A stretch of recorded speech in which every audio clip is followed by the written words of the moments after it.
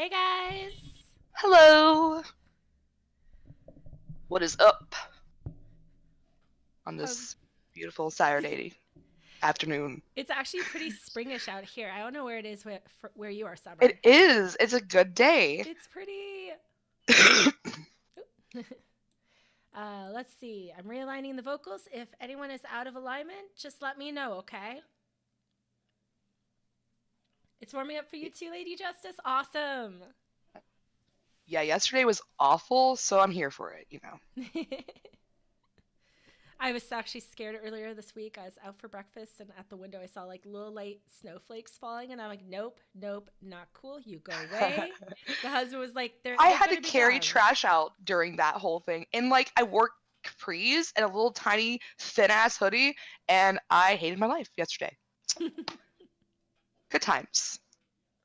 Let's see, Lady Justice, 2 p.m. there, and it's slightly warming up. Yeah, you're an hour ahead of us. So you're East Coast, or yes, East Coast. Okay, so I guess let's get into this. We've had a little bit Yes. of a delay last month. We had good and bad stuff, both of us. Like lots of good, Yeah. lots of bad last month and earlier this month, and we took a few shows off. And we apologize for that. We missed you guys. We missed the show. And we're going to get through this episode. But we're going to be a Heck little yeah. less, yeah, we'll be a little less organized than usual because it's the first show back. New day, new format. Woo. It's a good one. Let's Oh, see. I'm actually no, I'm in the 2 p.m. time zone as well, actually. Oh, actually, she's not 2 p.m. She's 20 p.m. across the pond. Oh. There we Hello, go. We got her on. Tiffany. Hey, Tiffany. Okay, so let's see. Let me guide this. Let's see. So, for those of you who did check into our show about the what were they called? The bridges. What was it? The weeping bridges or the Oh tragic yeah. bridges? So if you guys didn't know, Summer was all kind of freaked out because it was very close to her, and so I Like gave seriously, I could probably walk to this location. I'm not happy about it, guys. it's not in her backyard like I first assumed, which would have been But close amazing. enough. Yeah, it's across town, but I asked her like, "Do you know about any of these rumors of all these deaths that happen here?" And she's like, "Nope." No, I had no idea. Like I just felt because I don't. Okay, my town's small and crappy, and I just feel like there's nothing interesting here. I was wrong. I take it back. Like, don't you ever Google your own city to see what's like haunted near you? I did. But I haven't done it here. Like I don't know why. I never just like I just assumed there was nothing here. Yeah, I was pleasantly surprised and also horrified. I don't know. Actually, the more we go with this show, the more we realize Ohio is like the most haunted place It in is. America. It's pretty. Every single time we go to Wikipedia to see like the locations on a specific type of haunting, it's like Ohio has like five different things listed every single time. uh, Hey, Dracario Wolf, thank you for the follow. Woo! How you doing? But yeah, so I Oh, can't wait. Denmark. Yes, Lady Justice is in Denmark. That's Is there orange awesome. kangaroos in Denmark? Guys, remember that weird like magic trick where you pick a friggin' a place that starts with a D, or then you guys know what I'm talking about, or do I just sound crazy? I believe so. I believe I know. Okay. Oh man. But yeah. And I'm not sure. I don't think they have kangaroos, unless you're making a No. reference.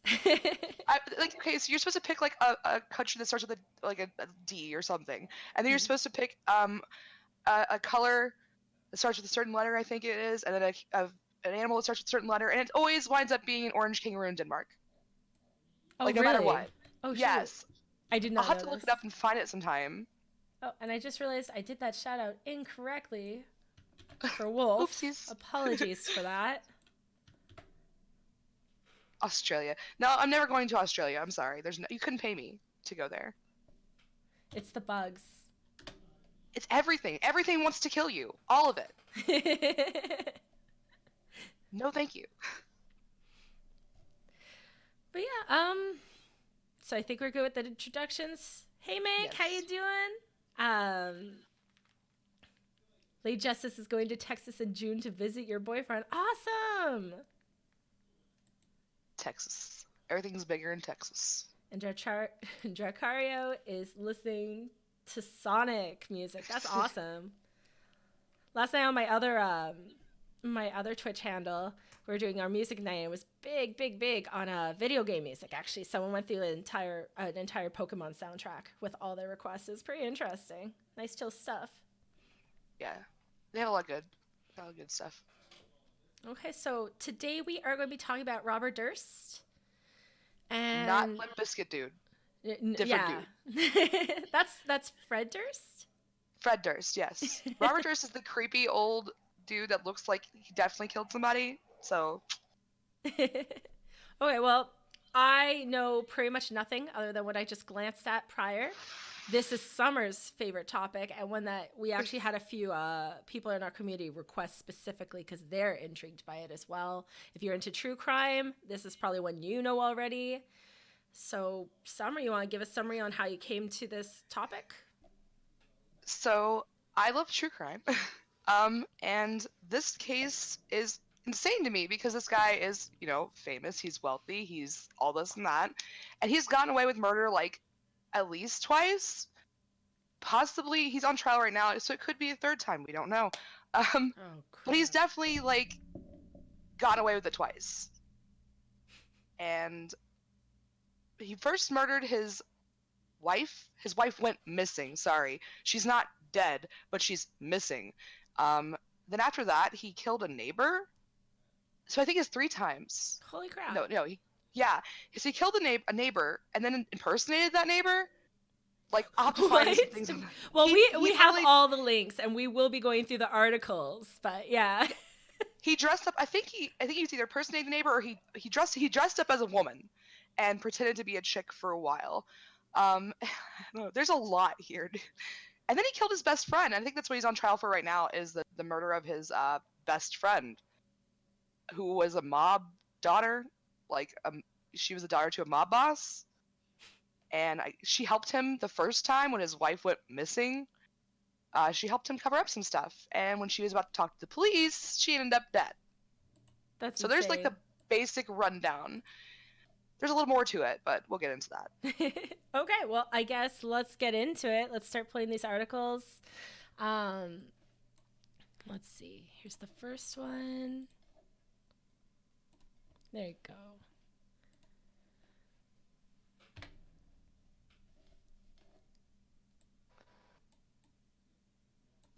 Look at this creepy dude. He is like exactly what you would picture, like either a rapist or a murderer to be.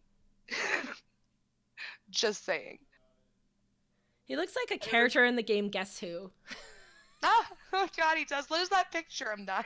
I think it was like the Sam one too, Oh or my god. they had two Oh, different characters with the big sad eyes and the like and like the sad weird lips. ears. Yeah. I am dying. His Ming says it disabled looks. cousin. Yeah. Yeah. Ming says it looks like Harvey Winston's disabled cousin. Oh my god. So yeah, that's what we're getting into, guys. He looks sad. I think he feels bad, guys. Should we forgive him? He definitely won't do it again. Swears. I promise. I promise. You know, I learned my lesson the third time. I got caught. My bad. Oh my gosh. I can't. Okay. Lady Justice, who didn't kill himself. Yeah, definitely not. Mink, that's Jeffrey Epstein. And Spectre, hello. Oh, you totally got me to look. Shit. What happens if you look at that? You get punched? You get punched. Oh, Yeah. crap. Good thing this is online. I bet Virtual you don't punch, have there like you an emote punch. Actually, if you Ha. have that one, you might, but go. but yeah, let's see. So it's a case spanning almost 4 decades involving an eccentric New York real estate heir, a wife's disappearance, 2 dead bodies and a blockbuster HBO documentary. Robert Durst's murder trial is expected to begin next week in perhaps the most closely watched case in Los Angeles since O.J. Simpson, which I didn't even know about this guy, but I've heard you guys all a buzz about that. I don't know if anyone else has heard about this court case coming up. I didn't realize it was going to be this soon, but I remember when the documentary came out and there was like a huge bombshell and everybody was like, holy crap, he's admitted to it. And yeah. Yeah, it's going good, Spectre. Yeah, we're ready to go back into the show. Get into the swing of things again. Yep, busy times. We're back into our routine and excited to be here again. Yes. Let's see. So it's not the first time he'll face a jury accused of murder. He was acquitted in Texas 17 years ago, even after admitting to shooting and dismembering. He admitted? Yeah. He said it was self-defense. What? Yeah. Yeah, it was self-defense. This is the neighbor I was talking about. Okay, let's read this now. Self-defense. Yeah. Shot and dismembered his elderly neighbor and dumped the body parts into a bay. Self-defense. Yep. That screams self-defense. Ooh, not all murder and hiding a body. Wow. Okay. The jury accepted his claim that he acted in self-defense and panicked. What? And panicked? Darko, thank you for the follow. Woo! Like, how do you just accept that? I hate juries. I'm sorry. Okay, I'm sorry. Maybe an unpopular opinion, but juries fucking annoy me. Oh. They just do. Yeah, no, it's pretty interesting. Anyone you know who's done court, or if you go dig into a case, a lot of times you see how the system's pretty broken and messed up, or you just watch Better Call Saul or stuff. Like, there's tons of shows about it too. Most juries, like nowadays, seem to think that CSI is like an actual, that you need an overwhelming amount of like physical evidence to convict somebody, and not just an overwhelming amount of circumstantial evidence, which is not fucking true, guys. Sorry. Yeah. Well, no, it's like I said, a lot of people I know who were on court cases. Actually, Sci-Fi has a pretty interesting story too, where one was about suing the landlord. Because it was interesting how the court case works. So it's supposed to be suing for emotional distress, damages, all that stuff, right? Because I guess he didn't put bars on the windows in California. And she claimed she was raped, but the court could not probe into if the rape happened or not. But they got to know that the claim of a rape happened, and that was part of the damages being sued for. So it's this weird loop around. In court cases. Yeah, it's very admitting weird. Some evidence and keeping the rest. It's Yeah. So Tiffany's in New York and she hears about this case a lot. And Spectre has been playing Dead Space, which I hear is really good. Yes. Cancel culture doesn't work out. Yeah, well, that's true, unfortunately. If you yell loud enough, it don't matter.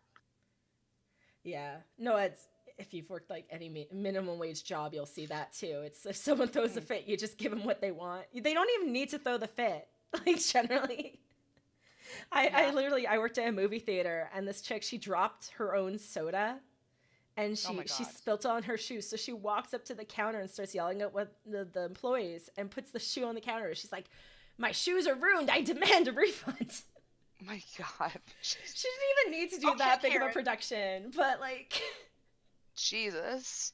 See, this is why I can't work like with people. Like, I can't work in an environment where I have to deal with customers because I am not nice. Okay? I'm just not. I used to be. I used to have extreme good customer service, and then I got so burnt out from it. Yeah, like, it's hard to just sit there and go, okay, and smile when they're fucking treating you like a peon. Nope. You can't, and you shouldn't. It's not emotionally healthy to be treated like that. Definitely not. Definitely not. But yeah. All right, so let's, I guess, do this. Let's see. Okay, so back to it. I'm still curious about how they panicked, but okay, we'll get more into that. We got plenty of articles. So let's see. It's a miracle he escaped convictions. Mm. A professor of law said in Los Angeles. But the problem he faces here are different. There's a lot more evidence than there was in the Texas trial. Plus, it's Texas. Right? Texas does not play. You're fucked. Self-defense is good there, if I remember right. Yeah. The evidence includes a cryptic note. What? Yeah. Yeah. Oh, I'm sorry. I'm dying. Go ahead. There needs to be a movie. There needs to be a movie here. This is already. There is a movie. There's a movie starring like Ryan Gosling, I think, and there's an Yes. HBO documentary called The Jinx. Okay, movie night. Yeah. I feel it. Okay. Yes. Cryptic notes that Durst admits wrongdoing or admits writing, notifying police of a candever in a house, his apparent confession on tape in the HBO documentary. Durst, who may be worth as much as $100 million, is accused of murdering his longtime friend Susan Berman in late December 2000. Oh, and it's just going to trial. This is brutal. She was found shot dead in a Beverly Hills home. Mm-hmm. The trial of Full this. blood. Oh my goodness. Okay. Yeah. Well, I assume if she's shot, there will be blood. Ton. There was like apparently a freaking ton. So that's great. You know, wonderful. The trial of this strange Skian of New York real estate family with stakes and properties, including one World Trade Center, just one, may take about 5 months. Jurors will be treated to Durst's long and twisted history. They're actually going to go into all of it. That's amazing. Good. Okay. Yes. Thank God. From his wife's disappearance in 1982 to his time in Galveston, where he lived disguised as a mute woman. See? Disguised as a mute woman. What? Yeah. Yeah. Well, wow. Okay. Okay. To his arrest in 2015 on Berman murder charges. Now I see why everyone's been saying you need to do this one. This is like insane. It's literally the weirdest shit. Let's see. Like, I'm gonna make the even font bigger. The Jinx, when they talked to him, he admitted a lot of shit. Like most of the evidence is gonna come from his own fucking mouth because he just can't stop talking. He talks about how he was controlling. He was very, very, very controlling in his own words. 3 varies. So, didn't want her to have a job as a nurse. So when she started trying to become a nurse, he cut her off from his money, his first wife. Mm-hmm. And then she was all, well, I want a divorce, and he wouldn't give her what she wanted in the divorce, and then she just disappeared. Definitely it wasn't murder. Just ran off. It's fine. I need. Oh.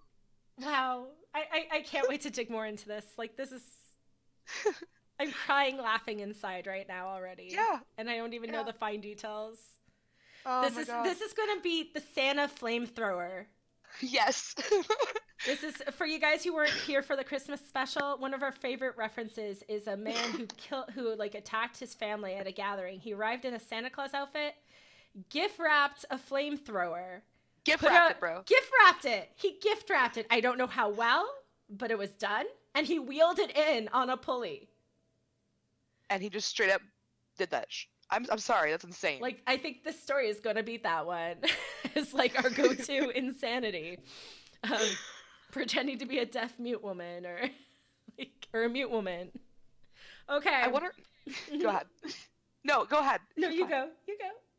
I have a catfish that I'm dealing with, and he pretended to be a mute chick, and I'm just like, did you get your inspiration from this guy? Like, it's insane. Yeah, Summer's big on Twitter. She loves to mess around on there, and she finds a lot of interesting, crazy catfish on there. So one day we will do a show on that because she has insane stories. Yeah. It's beautiful. It is. It is kind of beautiful and it's kind of awful at the same time. The internet. Yeah, there you go. Beautiful, terrible place.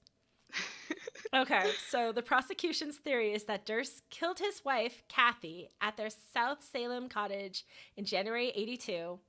And Berman, the daughter of a Las Vegas mobster who ran the Flamingo Hotel in the 1940s, helped cover it up. Oh, shit. Okay, so he killed that one, too. She called in to, that's the one, that's his friend that he killed. She called in to his wife's job and pretended to be her. And then confessed to her friend that she did that. Wow. So, yeah. Okay. Mm-hmm. Oh, man. Mm. Okay. Okay. Let's keep going. Let's keep going. There's a lot of facts. Okay. Kathy's body was never found. Might be in a lake somewhere. We don't know. Probably dismembered. It was self-defense, guys. Um, when Oh, when New York reopened an investigation into Kathy's disappearance, prosecutors in Los Angeles claimed Durst killed Berman, so she wouldn't talk. Yeah, that makes sense. That's looking legit. They're also looking to revisit the Galveston slaying, arguing that Durst killed his neighbor because he discovered his real identity. yeah. Well, I What? mean, it's kind of hard to convince people that you're a mute chick with a really crappy wig that you bought from like Party City. I'm just saying. Yeah, but this is he killed the neighbor first. So is there another murder attached to that neighbor one? Oh, he was pretending. What? I thought he killed Yeah. the neighbor and then took her place, but I he didn't. guess not. Like, no, he just straight up was pretending to be a mute chick for whatever fucking reason. I mean, do we? I don't know. Do we have any reason besides just insanity? Um, I don't know. See, I tried to rationalize it in my head that maybe he tried to replace the neighbor, but no, he's just insane. I guess. Hashtag psychopath goals.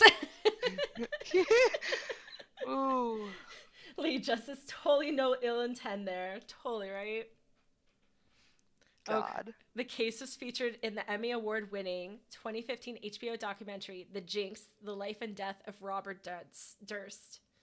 Um, the FBI arrested Durst on the eve of the airing of the final episode, Epic, which concluded with Durst off camera in a bathroom, but with his mic still on, muttering to himself. What? Yep. Yeah. Oh, I can't wait. Yeah. This is a habit that he's had since he was a child. It's that he would talk to himself. And I guess that came back to bite him in the ass. Lady Justice, thank you for the follow and welcome, Token. Oh, we talked about this, Token. We talked about this. It's not the Limp Bizkit dude. That'd be the whole different stream. It's not him yet. Yeah, right? He still has a long life. Who knows? Maybe he's killed like 300 people and pretended to be a mute chick. Who knows? Maybe. Also, for anyone who is new here, we do have channel reward points, and I set them very low. Are they set up? Yes. Okay, good. If they are set up, the free candy van is very affordable. So if you want to get a free emote, just use some channel reward points, okay? They're very useful. Indeed. Spectre, thank you for the host.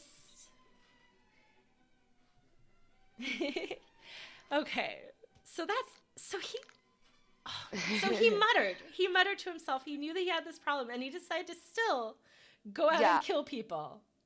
Yep. Yeah. Wow. Okay, that doesn't seem too smart.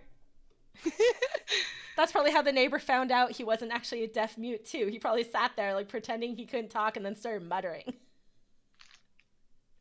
I mean, it's Yeah, no, seriously, he pretends to be a mute but has muttering problems. That had to be how he got found out. I want to believe so much that it is, honestly. And he got away with the first two. Yeah, yes. Apparently he gets away with everything. Self-defense. Dismember the person and put them in a lake. Oh, because that's what you do. So it sounded like it was the first go to the three. police. No, okay. Well, we'll figure this all out. There's a bunch. Long history. Okay. Now, listen. They're saying that the clips were played out of sequence to make them seem more incriminating, but one of these articles does have the full transcript, and I'm sorry, it's just as incriminating. I'm just saying, there was other things in between the what the fuck did I do? I killed them all, of course, but I mean, how else do you take that statement? Yeah, when sensationalizing, yeah, of course they're going to try and put things to amplify the story, but yeah, it's if the original looks pretty bad, if words were said. Yeah. Yeah. I killed them all, of course. Definitely not guilty.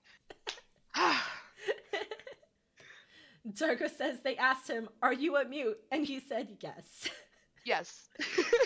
Token says he dry snitched. Yeah.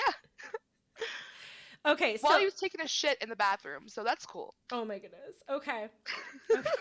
I can't believe they actually did listen in, but I guess it was worth it. They actually, it was during editing. They didn't even know at the time. They went back, yeah, they went back and were editing and found out that his mic was still on while he was in the bathroom, and he just straight up talked to himself. Oh my goodness. So, but you have to know, someone's sitting there in a room doing the editing. They hear the bathroom door open. There's that echo sound if it was a public restroom. And they sat there still sitting. They hear the door close. They hear like all the ruffle. And then eventually he confesses. But they sat there listening until that point. That was no. God, I wouldn't want that to be my job. Let's just say that. I'm imagining this now in court. Oh my God, you go to court and you have to listen to the evidence and there's the sounds in the background. Of pooping. Oh, that's terrible. This is epic. Okay, but give me a little bit, because I'm getting lost in all the murders here. Yeah. So which one was the first one? His wife? Yes, the one that's missing and definitely not at all dead. Yeah. Okay, which one is he on trial for now? Is it the friend or the neighbor? It's the friend, Susan Berman. The friend. And then the neighbor was the middle one. And this spans from how many years? This is over 50 years or? Yeah, I think so. It's a long time. Because the wife was 82, it looked like. Okay. Yeah. Okay. So just so we're all on the same page. Mink says, imagine just finishing up a court case and then through the loudspeaker you hear him shitting and grunting while muttering to himself, fucking dickheads deserve to die. Oh, God. Flush. I need a soundboard. Yes, definitely. Make this into like a raunchy DJ show real quick. Oh, I want it. Oh, God. Oh. Spectre says, imagine if he was salty about this opposition. Full auditorium just here's what I think of your point. Aggressive shitting noises. Yeah, this is totally going to beat the flamethrower Santa. Yes. It already has, and we're not even done. Okay. Oh, God. Okay, so the raw audio played in court showed Durst's words, including, killed them all, of course, were played out of sequence. Okay. Totally. Oh, man, they were played out of sequence, so therefore, I'm so done. Them all killed, of course. Of course, killed them all. All killed them, of course. Like, no matter how you realign that, it doesn't not sound make good. it any better. It's just not. God. Unless there's a giant psych at the end. Like, right? Killed them all, of course. Psych. Flamethrower Santa? You didn't hear about Flamethrower Santa? Oh, Token. I'm going to do a quick refresher on that one. It was from our Christmas special. This man he's going through a divorce. He decides to attack the family. He dresses up as Santa, arrives at the door with a gift-wrapped flamethrower on a wheelie. I can't believe he wrapped it. I can't he still wrapped to this it. day.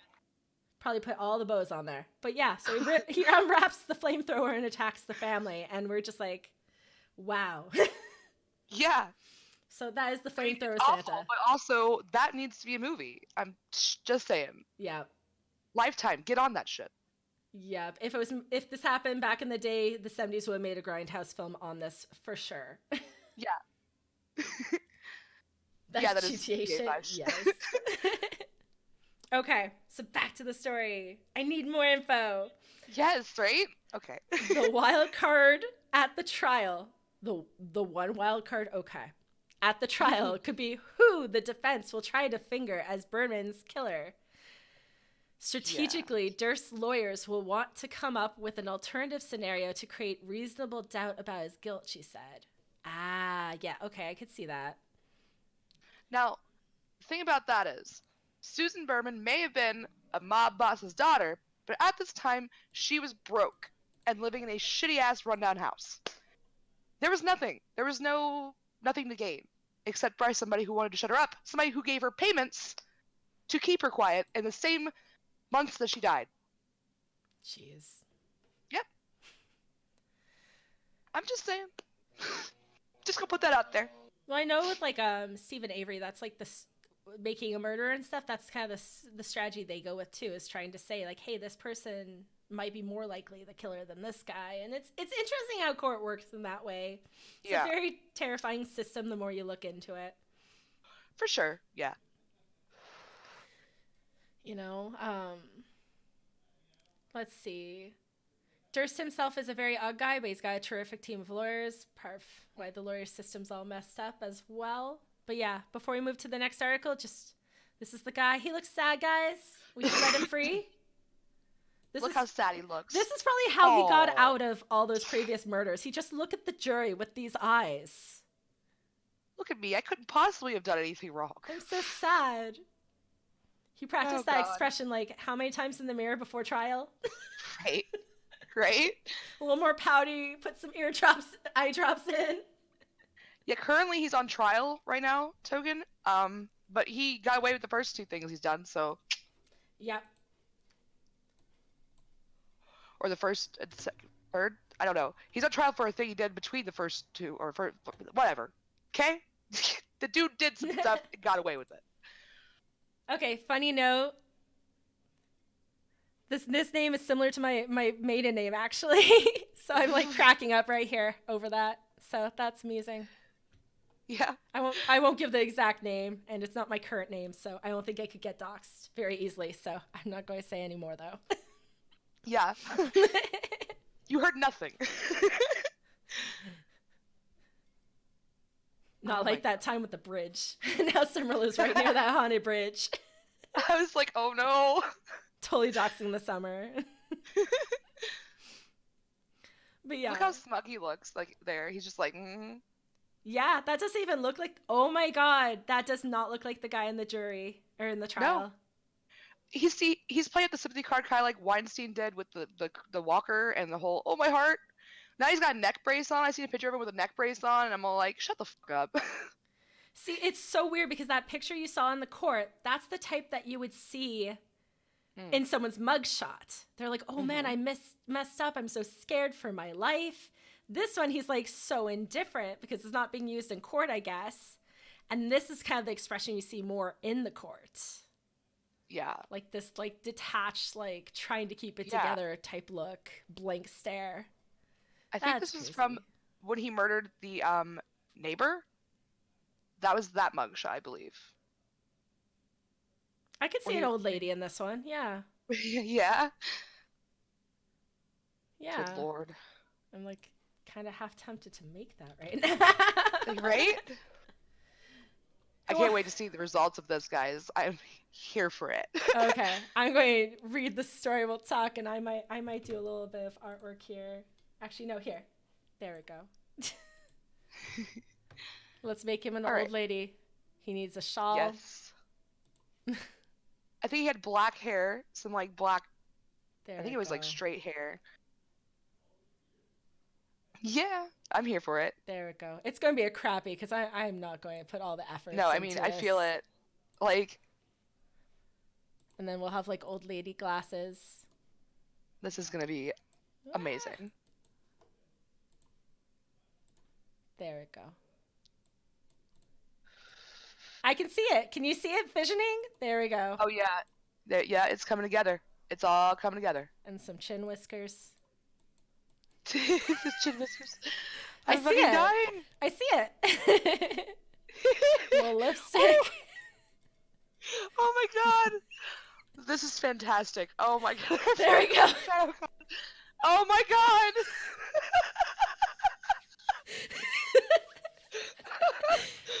Woo! It's an old lady. There we go.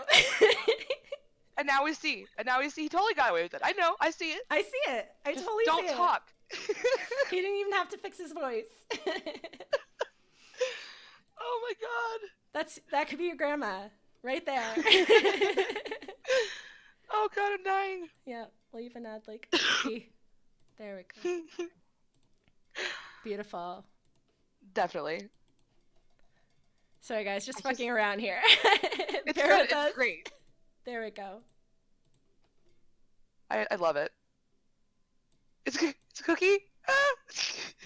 There we go. Oh my god. The 5 o'clock Oh, shadow is kind of off-putting. No, no, because old ladies, a lot of them do have that. So, they have little chin whiskers. but yeah, so that's an accurate an accurate oh Depiction. depiction. Depiction. Thank you, Summer. Thank We're you good. so much. Accurate depiction of what he looked like in hiding.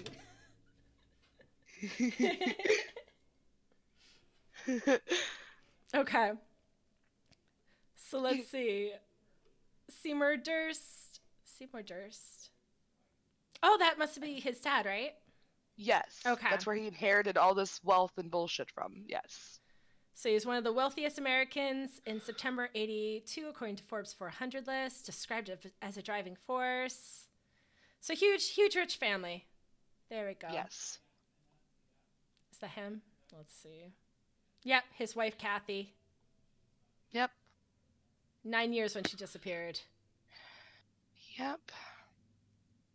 And he was, I think they said like 10 years older than her or some shit, and controlling as fuck, and just like all kinds of shit, dude. She looks way happy too. That sucks. Yeah. Yeah, it does. Yeah. He actually had a habit of killing their dogs. Fun What? fact. What? Yep. Yeah. He gave her a dog, and then like he told her it ran off, but he Oh killed it, man. and he relished in the like anguish, causing her anguish. Let's say it again. Hashtag psychopath goals. Yeah.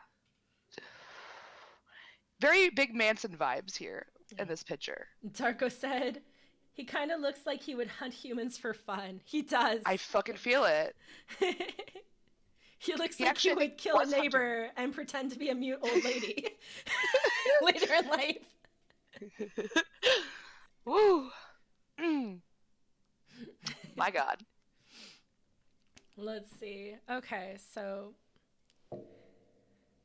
his family would go dramatically, tragically, different directions in the intervening years. 7 months before the Forbes 400 list was published, Robert's wife, Kathy, went missing.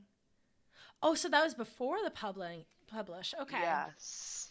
Never been found. He'd become a suspect in 2 murders, confessed to dismembering his neighbor, confessed. Mm-hmm. Be the subject of blockbuster. We know that's part. Okay. Let's see. Oh, there's the name. Okay. All the good stuff they do. Good for them. Okay. Let's see. The Durst family, however, would only watch its success sour. Its portfolio grew to include New York's Tower for Times Square and a 10% stake in. Oh, okay. Bank of America Tower, 4 Times Square, and a 10% stake in One World Trade Center. In 2015, they're still ranked as America's richest families. Its fortune ballooned to an estimate $5.2 billion, shared by 33 family members, though not Robert, cut off from the family after a $65 million settlement years ago. Yeah, that's a pretty clear sign when your family cuts you off. Yeah, he wasn't responsible. Like, he was not good with money. He liked to spend that shit. And his dad wasn't too into that. Jeez. Yeah. Yeah. You know, you hate to cut off a family member for politics, but and personal lifestyle choices, but support this one. Yeah, right? No, it's actually probably smart too, because it could expand for like wrongful deaths and stuff like that. It could actually expand out to the family, so they probably years ago. I'm curious what year. What was the final straw that made them cut him off as a liability? Yeah, I'm not sure. Huh. Let's see. So killed the friend in 2000 to prevent her from telling investigators that he killed Kathy. Wonder why that came to a head too. Pleaded not guilty, though he acknowledged in December they had written an anonymous note that directed the police to his friend's body. Well, why would he do that? Right, especially when the cops had already came, because her dogs were out running around the yard, and her neighbors were like, "That's fucking weird." So like, they didn't really need to find her body. You know what I mean? I'm amazed he didn't kill those dogs. I feel like that's Yeah, his me too. thing. Like, you just take them Yeah. and be like, let's kill them one by one, just for fun, guys. Yeah. Yeah. That's how I like to spend my Fridays. A beer and a dog Whew. death. Insane. Okay. It remains possibility that Robert's younger brother, Douglas Durst, who inherited the company and led it to great success, could testify against him. Hmm. Oh, those are some good details coming. When his brother was arrested for Berman's murder, Douglas Durst issued a statement that read in part, "We hope he will finally be held accountable for all that he has done." Yeah. Wow. When your own family is just like, nah, this motherfucker did that shit. You know he did that shit. That's insane. DeadSec, thank you for the host, by the way. Thank you. That's terrifying. Okay. So they aren't sure if the brother's going to testify or not against him. So they're trying to figure that out still, but we'll find out soon. Like, the court case is next month, you said, or this month? I think it already started. I think it started in February. It's on right now. Ooh. Oh, shoot. Yeah. Okay. Cool, cool. Yes. Hey. Hey, Army. Okay. Robert and Douglas's grandfather Joseph immigrated to the United States in 1902. Okay, well, this is background. That's. They immigrated here and they made money. That's what you do. Yeah, they are a rich family. We're looking into the deaths. That's all the background you need. Unless the father pretended to be a mute old woman. Yeah. Yeah. Let's see. Okay, that's Douglas Durst. Okay, so that's the brother. Fred Durst is somewhere in that family line, I'm sure of it. But They all look just kind of like terrifying. I'm sorry. yeah, I'm pretty sure when you say, like, you look at this picture and can't you just see they're a killer, any single time you could see it if you look. Yeah, right? Like, seriously. Go down a bit. Go down a bit. Like, there we go. I think you just said that somebody's wife fell from a window Oh, God. in this article? Yeah, like it said his But that's Seymour's wife, Seymour's. Bernice. That's the dad's. Oh, okay. See, oh my God. Okay, so let's catch up on chat real quick. Hey Valerie, how you doing? And Hey, yeah, everyone. free candy. Use your channel points. Grab your emote. And let's do a quick shout out for Valerie. Oh my God, I'm doing it again. Val, I'm so sorry. Val is. Oh my goodness, I need to just go back to calling you Val. It's Darko is implemented in my brain apparently to call you the wrong thing. Oh. I'm so sorry. It's an ongoing joke, guys, and I'm impressionable. Also, welcome, Friendly Wrath. For those of you that just joined, we are covering, what's his name? Robert Durst, who apparently has gone away with a bunch of really obvious murders and really insane things, such as killing dogs and pretending to be a mute lady and It's just so weird. dismembering a neighbor and claiming it was self-defense. Like, what? So that's what you do. You don't shoot them and then call the cops. You kill them and then dismember them and then hide them and then get caught. Yeah. And that's self-defense. Okay, so let's get into this. Okay, so it's not his mother, Robert's mother. It's his father's wife. So I'm assuming second wife or something. So in the 50s, the father's wife, Bernice, 32, fell to her death from the roof of their Scarsdale home. Robert was 7 at the time and claims he saw, oh, it was his mother. He claims he saw his mother fall, a memory that is dramatically reenacted in the HBO's documentary to him, The Jinx.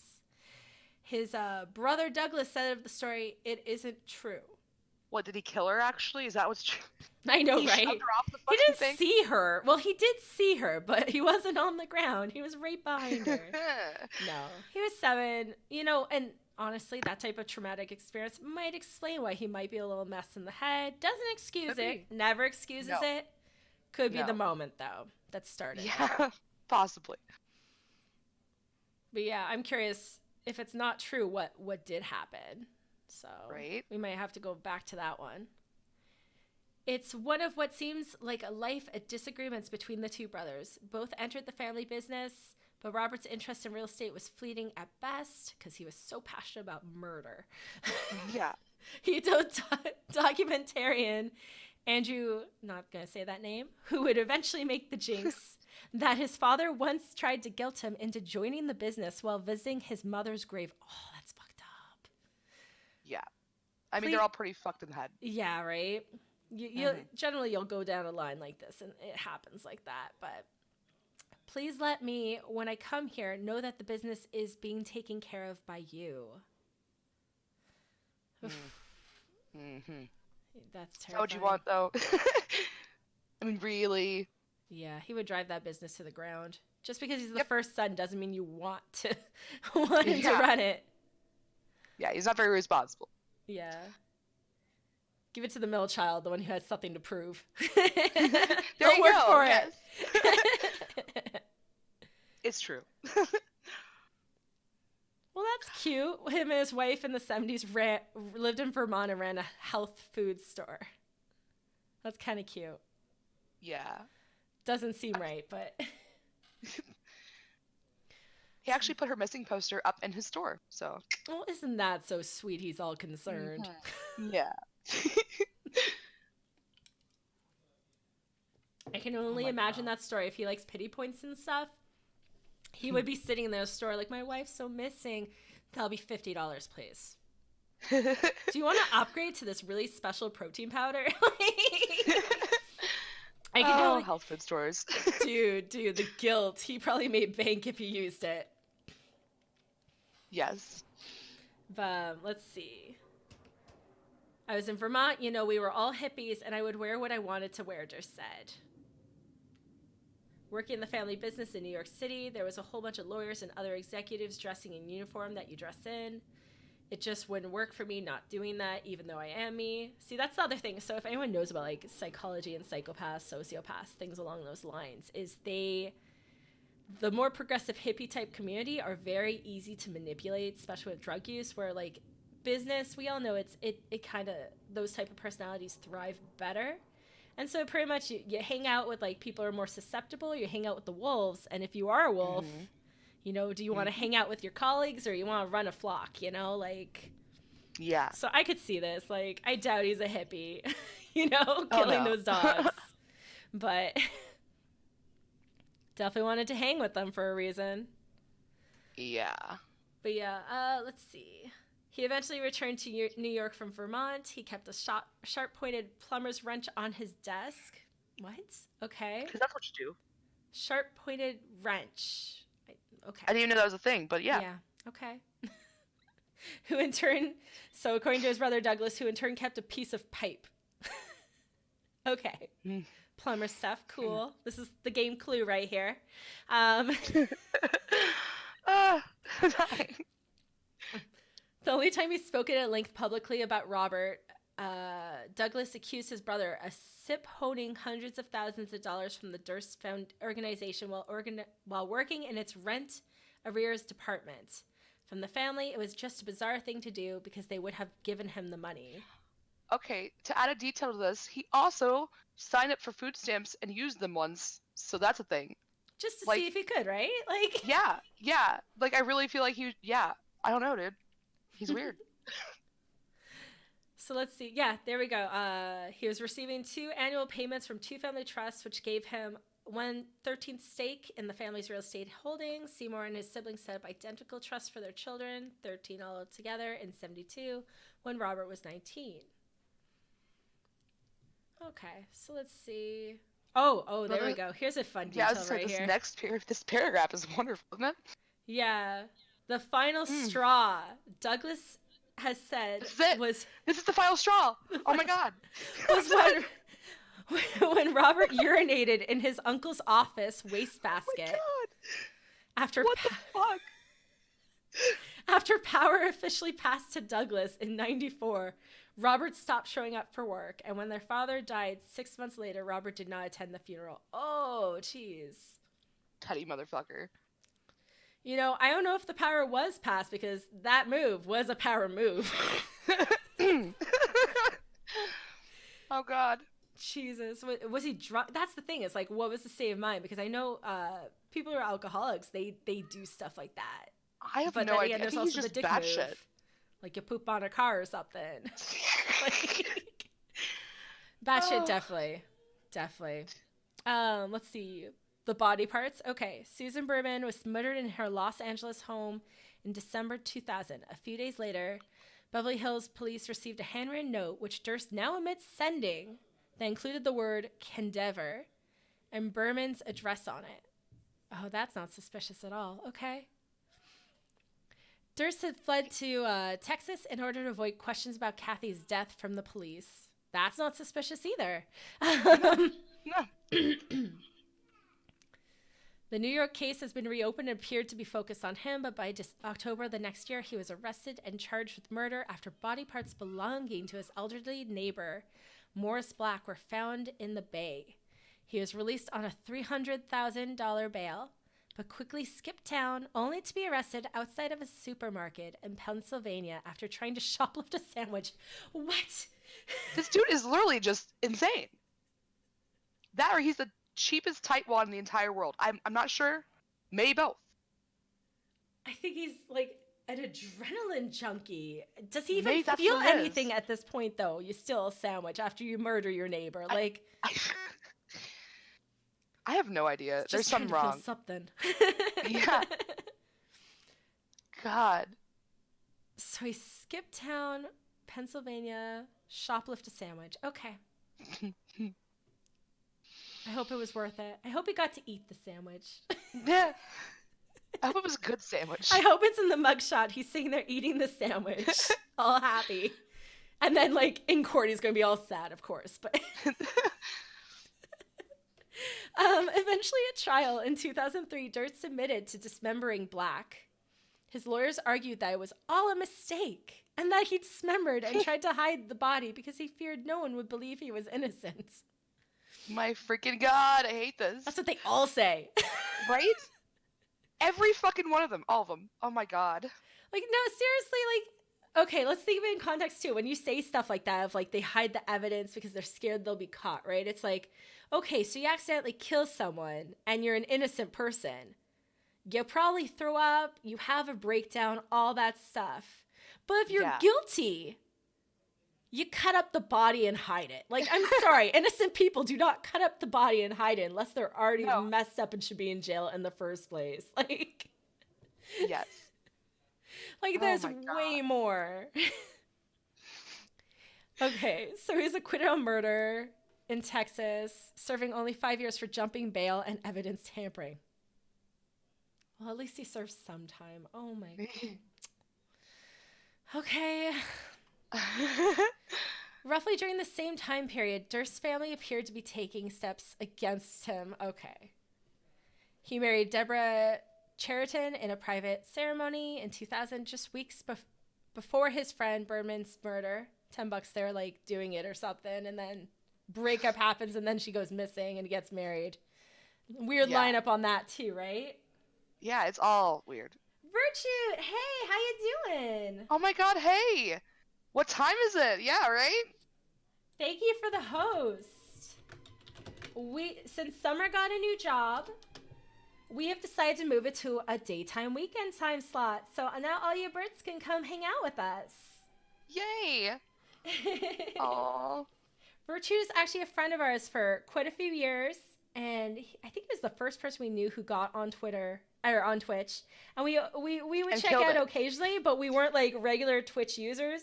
And now we are. And now we're there supporting him. He's a variety streamer. And it's just He's hilarious. He does all the voices on characters. And it's beautiful. It's amazing. It's great. And somehow it's still like a mellow voice. Like he does great voices, but it still has this nice mellow you could fall asleep to it. Laugh and sleep. It's perfect. And we're turning him red. Good. Yay. Here, I got something for you too. Here. Go follow the candy van. Some free candy. You know you want it. Have some candy cinnamon hearts.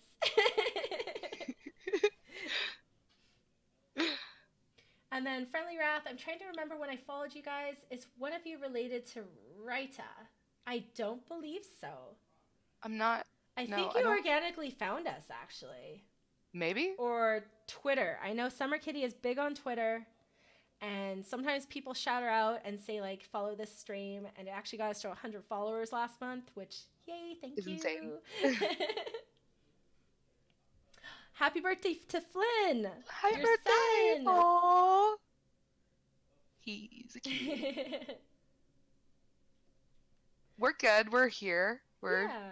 doing things. Yeah, smart.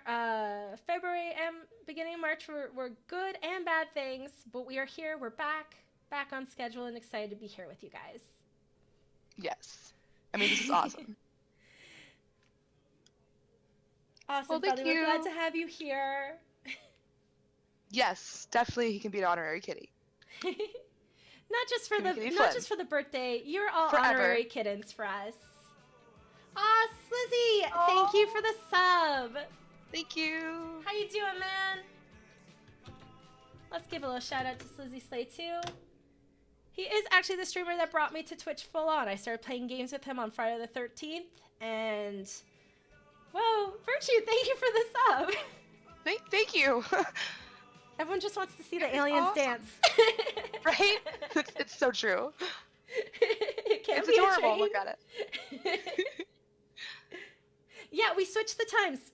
So I was just saying Summer Kitty got a new job, so we moved it to the weekend daytime. So during my kids' nap time, and her kids are out doing some shopping with the dad, and yeah. Yep. So we'll sneak this in and have some good times in a mostly quiet environment, hopefully. Lady Justice, happy birthday to the bitch day kid, and you're leaving the typo because it's kind of funny. It is a beautiful typo. By the way, we are bringing that back to next week because next week is my birthday on March 14th, and so it will be my bitch day. Yes. So please Perfect. come back next week when we talk about the aliens among us, and wish me a happy bitch day. It'll make me very happy and memorable.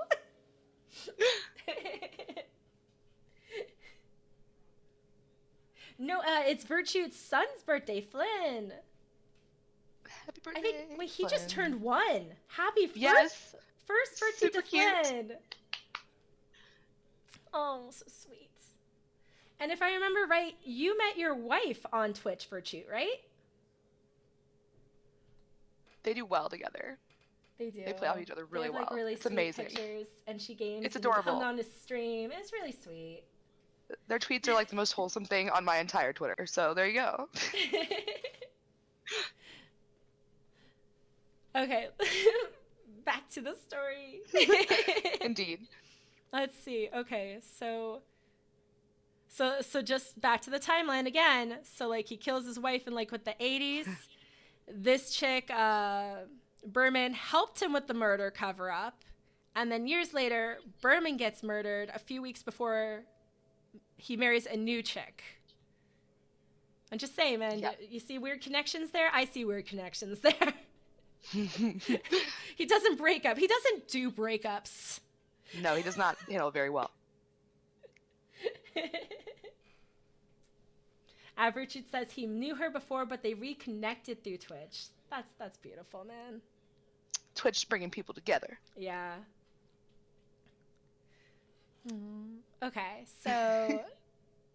Okay, he kept a secret from the family, did not learn about the marriage through October 2001. After Robert was arrested in the Black case, they quickly filed charges to the trust inheritance rules that would prevent her from claiming Robert's share, which would only later cause Robert to sue. Ooh. Yeah, good times. So they settled for a payout of $65 million. What the fuck is that picture? I'm done. What's this picture? It just looks like he's orgasming in court. I don't understand. Well, we see both the hands. So that's good. Oh, there they are. Okay, good. Good. This guy looks concerned to the right, though. I would be definitely concerned. That face. His many expressions. He's dreaming of that sandwich he stole. Oh my god. Oh, the sandwich. For those of you just joining us, I will give a quick summary. We're covering Robert Durst. He's gone away Oh, with God. way too many murders. He is insane. He stole a sandwich. He pretended to be a mute elderly woman for a few years. He's super rich. He kills puppies. All the random details are coming together. He peed in his uncle's waste bin. Like, what? Like, this guy's nuts. Oh. Mm. Lady Justice, I want my birthday to be called Bitch Day instead. Make it a thing. It's a new thing, guys. Yes. Hashtag bitch day. Get out of the way, hump day. It's now, we're going to bitch day instead of birthdays. That's the new trend. Yes. So. Oh, yeah. And then I was going to fill up on this one, too, because this is like a crazy story, too. So pretty much what happened was he was recording a documentary, and he didn't turn off his mic in the bathroom, and he got caught muttering about how he killed people. Yeah, so here we go. What the hell did I do? Killed them all, of course. And they claimed it was, like, put out of context, but, like, no matter how you shuffle those words, that sounds pretty incriminating. So... Apparently there was, like, a space between what the hell did I do, and he said, killed them all, of course. But once again, killed them all. Yeah, like I said, there's nothing you can do to make that sound. Yeah. Regardless. Yeah, so he ended up getting arrested March 14th, 2015, the day before the final episode aired. He was eventually charged with 1 count of murder. He pleaded not guilty, of course. Of course. We'll see if we can. It's in trial right now, guys. It might have even. I doubt it's done, but it started in February, so. Yeah, it's still ongoing from what I've seen. Of like a few articles are still talking about how it's still going. Jeez. Okay. So we'll see if he gets away with it again. I'd love to see why this time. Self-defense. So it's money. So let's see. Organization continued to grow. Enjoy the esteem of peers in the industry. Amazing family. Okay, let's see. Forbes said, "Are they controversial? I think if you're not controversial, you're not good at what you do." Oh my God. Murder. Are you shut the hell up? So done. Yeah. Wow. Look into that guy. Who said that? Controversy. President of the Real Estate Board. Look into this guy, guys. Who's gone missing around him? It's amazing. To be fair, family. murder is far more interesting than real estate. True. It's pretty boring. You gotta have some excitement in your life, I guess. I've known them for 40 years, and the controversy has never been colored in any way how I do business with them, and I don't believe it is a factor in their reputation. What the are you serious, dude? Oh my God. Maybe he's not talking specifically about Robert Durst and more the drama. I hope that's out of context. I hope this is an out of context quote. There you go, guys.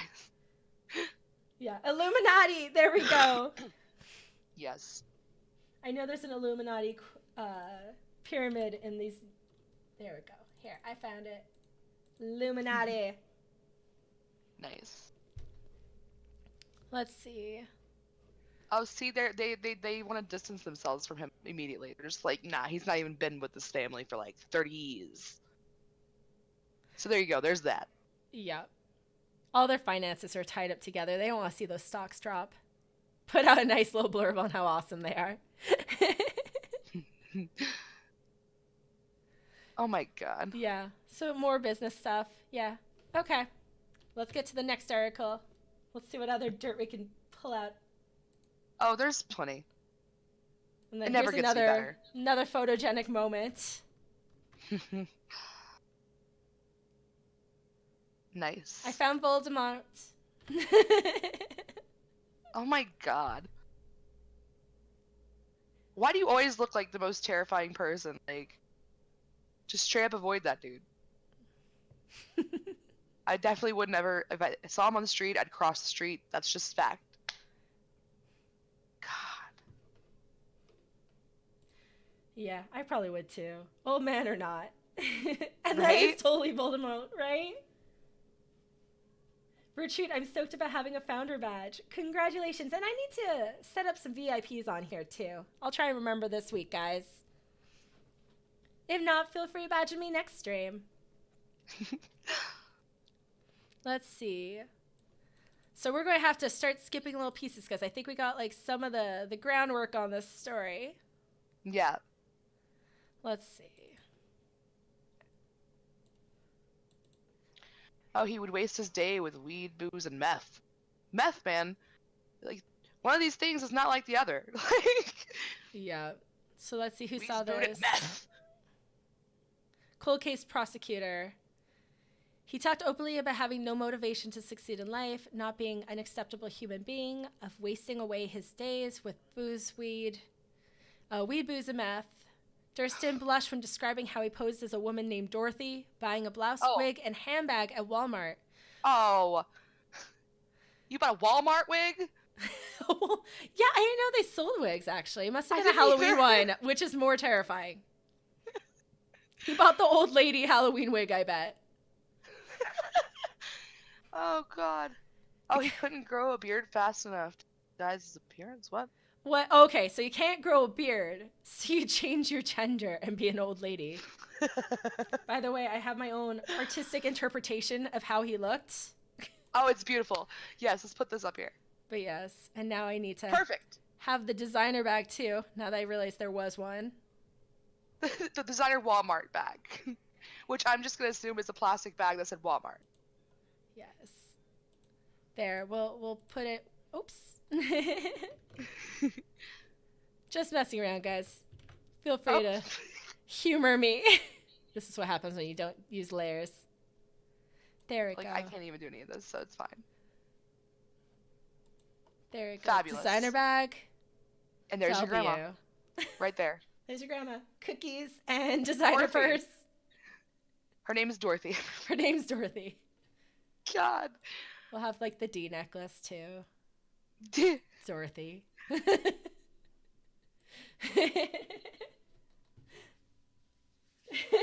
What have I come back to? We don't know. We're still trying to figure out this case. It's insane. Oh my God. Welcome back, Meg. Hey, Freeze. Freeze is actually a friend of mine back in California. Well, hello. He streams. Check him out. He's back to streaming recently. Nice. He says, just go to a doctor and get an Adderall prescription. Way more socially acceptable. Exactly. Let's see. Okay. Let's see. Oh, So guy's face, the look. I love it too. It's a good look.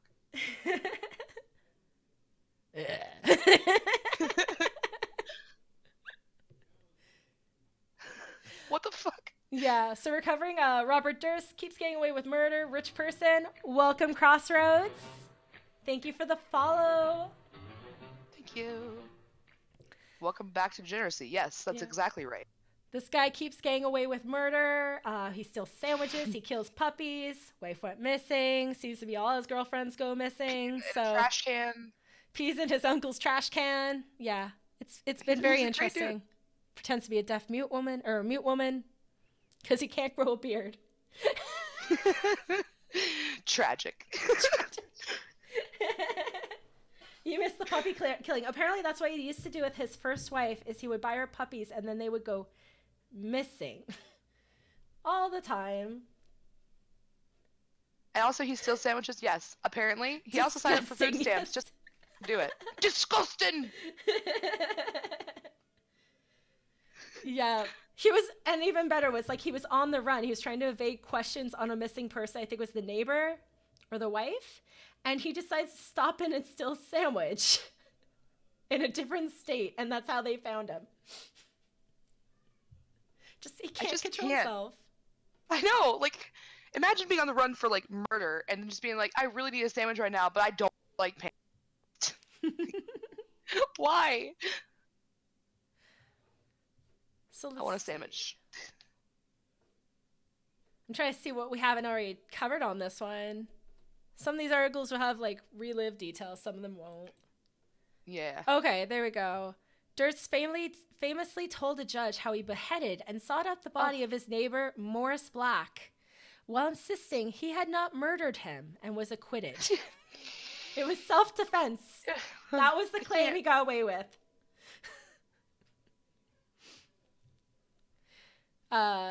This time he's charged with shooting Berman in the back of the head in a cottage Prosecutors plan to show how the killing is tied to a cascade of events for to the disappearance of Kathleen Durst and the death of Black. So yeah, So first they wife know, went missing. by the way, they know also that her murderer is somebody that she trusted because she'd let them into the house and had her back turned to them. So, and as I said, he made multiple payments to her in the month when she died to, they think, keep her quiet. And then she called him and said, "Hey, man, remember the police? You know, they don't want to talk to me about your wife." And then suddenly she's dead. Yep.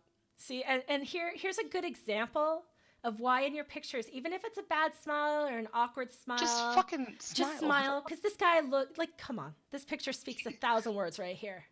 Yeah. So if you have I don't think pictures he knows like how to this, smile. you burn them and make it smile. Force that awkward smile, because if your smile's too perfect, you're Paul Bernardo. Yes. You know, you don't want to. Fact. Don't do a perfect smile. Don't look like this guy. Just be normal. Be a human. Look how nice she looked, you know? Yeah, she's awkward and sweet. You could tell they totally were banging.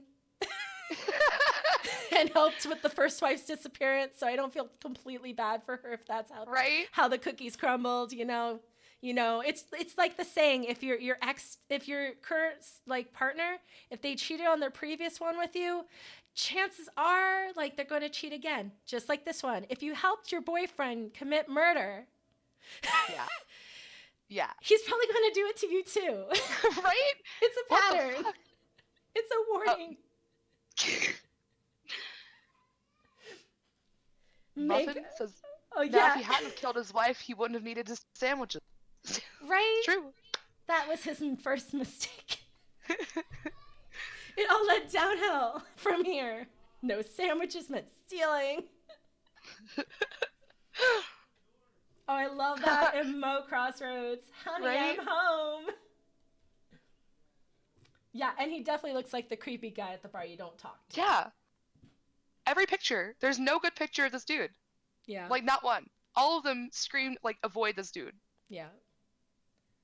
So, Lizzie, note to self, don't help your spouse kill people. Or if you're the other woman, don't help him kill the current partner. Because you're foreshadowing your own end.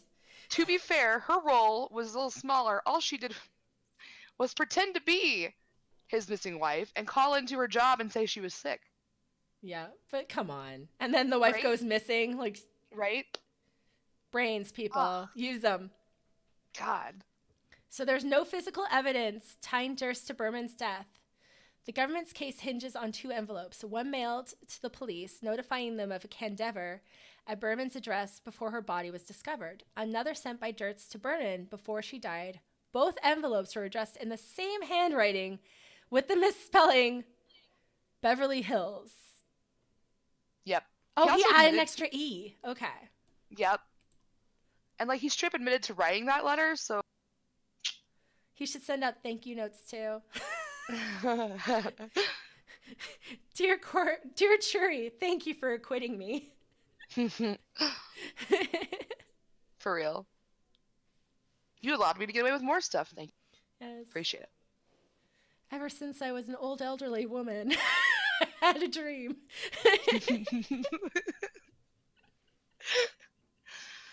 Can we draw up a complete timeline of this guy? I don't know if that's even possible. You know what? I bet it is possible, and I could totally... Do it. Do it. Yes, okay. We will have a second now. Let's take a moment.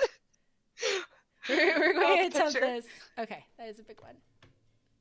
Let's see. So... I don't even know what to cover yet. So we've got... Becomes rich. Fucks it with his family. Born rich. Family hates him. There you go. Lies about seeing mother's death at 7. Yeah, like, what the fuck is that about? Anyway. Yeah. Okay, so I'll have to actually divide this more.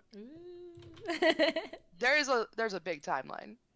Yeah, screw it. Well, there we go. We'll just do another one down here. Or make that the wife. Okay, wife was in 80s. What do I do now? 80s. Runs health shop. Mm-hmm. Wife disappears. Never found. Yep, there's your first problem. Possible girlfriend pretends to be wife.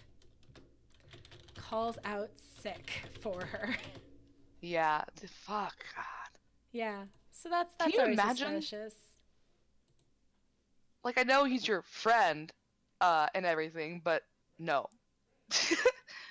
Yeah. So that's the first half. Yeah, we'll keep building this on as we go. But jeez, okay. These people are nuts. Yeah. Because I don't want to do too much of a catch up. We'll keep adding. Okay, let's see. Envelopes. I'm here talking to you today because I truly believe, Bob, I don't think you feel that badly about Morris. That's my... Oh, wait, hold on. Lewin spoke to Durst in 2015. He quickly moved to get him on the record about the envelopes, according to an auto recorder on the interview. Bob, I don't think you truly feel bad about Morris. That's my view. I don't know how you feel about Kathy. Here's what I do know. I know when you killed Susan, that was not something you wanted to do. Do you know how I know that? Durst says, I'm going to stay away from killing Susan. Okay. So the reason I think that is because you know that the killer left a note, right? The Candever note. Why would you think the killer would have left a note? Pretty much pleads the fifth. Like, yeah. No. I'm going to stay away from that. Yeah, I know. Talk myself into a whole long history of bad choices. Like, no. Okay, he backs off. He would come back to it from another direction. He talked about some of the cases he worked on in his 20 plus years. Kept the conversation relaxed, revealed personal details about himself. His 170-pound dog, that's huge. His wife saying he was approaching obesity. Before delving into the bizarre switchbacks to the dog Durst's or life. him? Who's approaching obesity? Wait, Dog. who's approaching obesity? The I'm dog? assuming dog. That's a big dog, yeah. Yeah, that's a huge, yeah. That's a whole ass human. There's no questions that any suspect I've ever dealt with. You are the most interesting. It's not even close. Yeah. You know what? This is the craziest story I've ever read. So I'm with him on that. Yeah, they go into how he's a rich family. Claimed he saw his mom die when he was 7, but the brother claimed he didn't. I'm going to go with the brother on this one because, just saying, seems to have a history of lying his ass off. Yeah, right? And stealing sandwiches. Stealing sandwiches. The worst thing he ever did. Didn't fill in, poor kid. Okay. Let's see. 65, became friends. Fast friends. Okay. Yeah. Berman, the one who he later did not kill. Did not kill, guys. We aren't sure.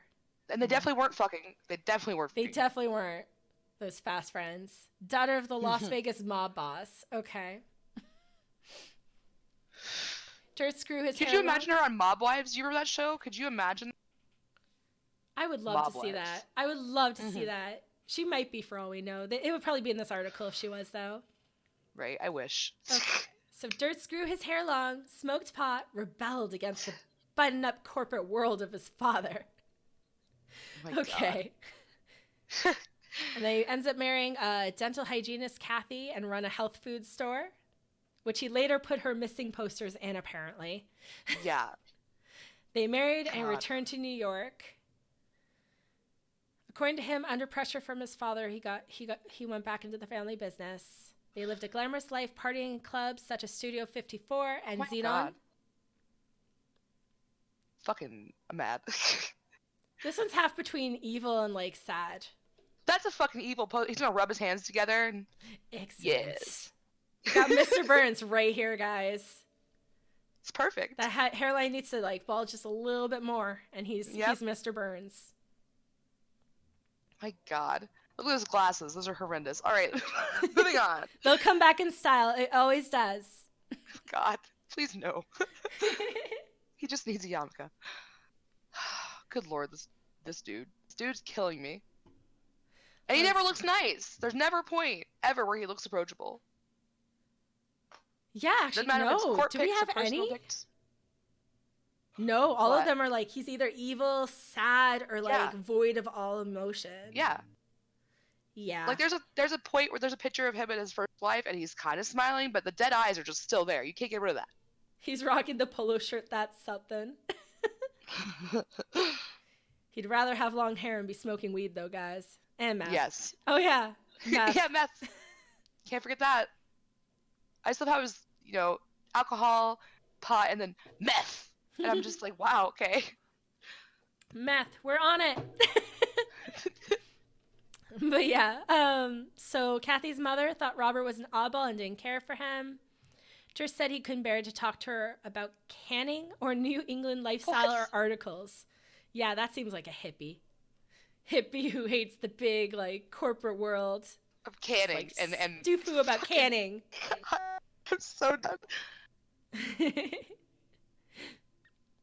That's weird. Who hates canning? Like, I've never heard someone rant Especially about canning like before. a hippie. You'd think they'd like living off the land and like making your own stuff but yeah, but whatever. he did run the health food store. He's probably just like, stop canning and buy our shit. We got the latest protein powders. We got all the new chia seeds. Like, you need some flax powder? We got it. We got the horny goat weed too. Yes. Now, those experiences with her family were kind of Bob meets the average American family. Okay. So he was not quite full hippie yet. No. He just liked him some drugs and was like, nah, I'm a hippie. That's not how it works. See, but was the meth when he was running the health food store? Because that doesn't seem to go hand in hand. I have no idea. Just like, what the fuck? You stop by Trader Joe's and then pick up your meth on the way home. So Bob is supposed to be polite and cooperative and pleasant and engage in some conversations as they are. And I just can't do that. God. I'm sorry, I can't. So he claimed it was the average American family. Just couldn't do that. Couldn't handle the small talk. Let's see. By 82, they were both having affairs. Okay. But she was not allowed. She was not allowed. He flipped out because she did. Yeah, well, that's how it goes, right? Right. So let's see. Fought over the divorce settlement. Kathy was in her 4th year at Albert Einstein College of Medicine. January 31st at their second home. She went to a friend's party and returned to eat dinner with Durst. He says she then got on the train to New York to sleep in their Manhattan apartment before a class the next day. Mm-hmm. They don't think she ever got on the train, though. A woman saying she was Kathleen Durst called the medical school dean the next morning to say she was sick and going to miss class. See, and if someone goes missing and they're just sick, like that'd be instant suspicions. Yeah, dude, so suspicious. Let's see. Mink says, looks like a coked up version of Logan Paul. Token says he went full LSD. You never go full LSD. Yeah, Kathy, that was totally not Kathy calling. Nah. Kathy would have called the rotation where she was going to be. So they didn't even call the right location. Oh my God. They called the broad general number instead of the direct area. Yep. Oh God. Yep. Okay. So many red flags. Like, how's this even happening? I don't know. Yeah, and he was having an affair. They don't say who the affair was. I am assuming Susan with Berman Susan. and maybe someone else who knows, but yeah. It's definitely Susan. Definitely Susan. I mean, who else is going to there and go, yeah, I'll cover for your murdering ass? What the fuck? Yep. And like I'll say again, it's like karma, it still sucks when someone dies, but at least it's like some weird cosmic justice. Yeah. God. Let's see. The call to the dean helped steer directives away from Durst until November 2000 when he learned that New York investigators reopened the case based on new leads. No, but that was suspicious. Right? What? I mean, well, I guess they were like, oh, maybe it was a woman. Who the fuck? Come on now. He lived in a small coastal town in California, Eureka. Let's see. What? Berman, then a struggling crime writer. Wow.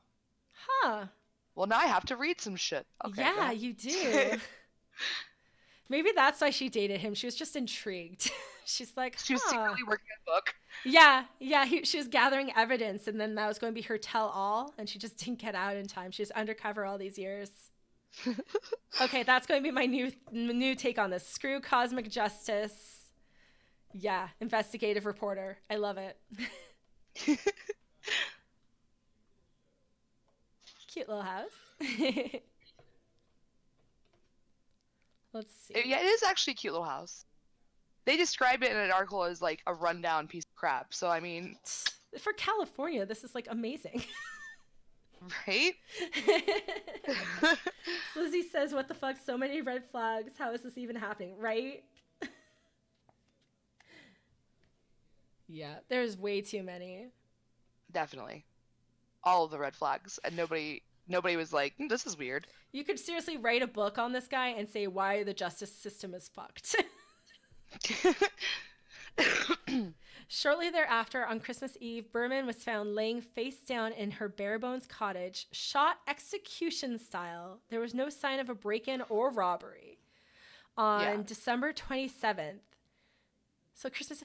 So his wife went missing New Year's. Yep. His girlfriend goes missing Christmas Eve. That guy is way murdery around the holidays. Oh, he just gets real sad around the holidays. It's the Christmas spirits. We make our goals for the New Year's. He's like, I need to make goals and rework my life. This chick isn't working for me anymore. I need a fresh start. Kill the dogs, kill the wife. Let's go. Starting over as a mute chick. It's fine. As a mute chick. He gets murders on the holidays. Yeah, okay. This is insane. Okay. Oh my god. What? So the name of the girl he used to pretend to be a girl was his high school friend. His high school. Name. Oh, I see here. Dorothy Sinner. Siner? What the freaking? I have no idea. It's probably Siner. But I like Sinner as a better name. Oh my god. Whoa. Okay. So with pressure on, Durst fled, rented a rundown $300 a month apartment. Okay, this is the rundown one. So $300 a month apartment in the name Dorothy Siner, his high school girlfriend. He presented himself as mute so he didn't have to try and fake a female voice. Smart call. Durst, once again, we have a reenactment of how he appeared. With his it's very accurate. Designer Walmart purse, grandma cookies, and his shawl. On. It's beautiful. Here we have Dorothy. Don't judge my emote work on that piece, by the way. Oh, God. His new neighbor across the hall, Morris Black, 71, was a drifter known in the neighborhood as a perpetual grouch. He's a drifter. Okay, so it takes one to know one type thing. Durst would later testify that despite Black's cantankerousness, grumpiness. Yes. Let's just go with grumpiness. They became friendly, and the real estate heir, slumming it to Texas, dropped the disguise. Oh, so they actually hung out? Well, they're both drifters. Okay. Wow. I'm just processing this now. This is a lot. They're like they probably sat there doing math, sharing in all their scams. It's so true. This is terrifying and beautiful at the same time. In September, Black's severed body parts were found floating in trash bags in the bay. Investigators learned that a mute woman who was often traveling out of town lived across from Black. They searched the apartment, spotting small cuts in the linoleum floor. When they pulled the linoleum... Oh, why'd they make me say it twice? When they pulled the material up, they found bloodstains that would match Black. Small cuts. So that... Oh. But not the first kill, right? I assume that was chopping the pieces. Yeah. Can you imagine the mess he had to clean up? That's insane. Ugh.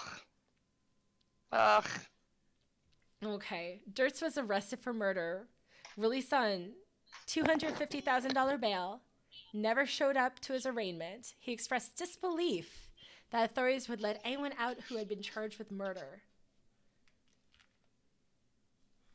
no matter the bail. He was caught 45 days later in Pennsylvania, shoplifting a Band-Aid and a hoagie. Okay, there's What? the sandwich. Okay, Band-Aid and a hoagie while he had $38,000 in cash in his trunk. Oh my fucking god, dude. So he didn't steal a box of Band-Aids. He just stole a single one Band-Aid. Band-Aid. I guess that's all he needed. And a so hoagie. fucking done. Oh my god. Just end me. This is ridiculous. He makes no sense. No. No sense. Extradited to Texas for trial, he testified that he found Black in his home September afternoon, holding Durst's .22 caliber handgun, threatening him. So wait. Okay then. So self-defense. Oh, self-defense. He scuffed with him and got a hold of the gun. They both fell. The gun accidentally shot in the head. Accidentally. The well-placed accidental shot. Wow. This is getting more suspicious than I've seen at this point. Yeah, right? My god. Holy crap. Token says, I mean, what would you do with all that money? See, that's the question. He's a rich boy with that much money. Are we sure they were smaller than $100 bills? Maybe the store wouldn't accept them for a hoagie and a Band-Aid, and he was stuck having to thieve. Change? What the hell is that? Yeah. Oh my god, I'm dying. Let's see. In a gravely matter-of-fact voice, Durst is explain why he didn't just call police, testified that he felt no one believed he was trying to defend himself. So he bought a bow saw, borrowed Black's axe, and another saw. What? I just... Bought a bow saw, borrowed an axe and another saw, and hacked the body into pieces and dumped the bags off a jetty in the bay at night and returned to the morning to find them floating adrift onto shore. You fucking idiot. Yeah. Oh my god. That's a good summary of this guy. One of them. One of the things I would sum him up for. He stole the head. What? He ripped the bag open and stole the head of the body. Oh my god. Okay. Teenage fisherman later alerted police to a human torso in the water. Crime scene investigators know that one of the bags had been ripped open.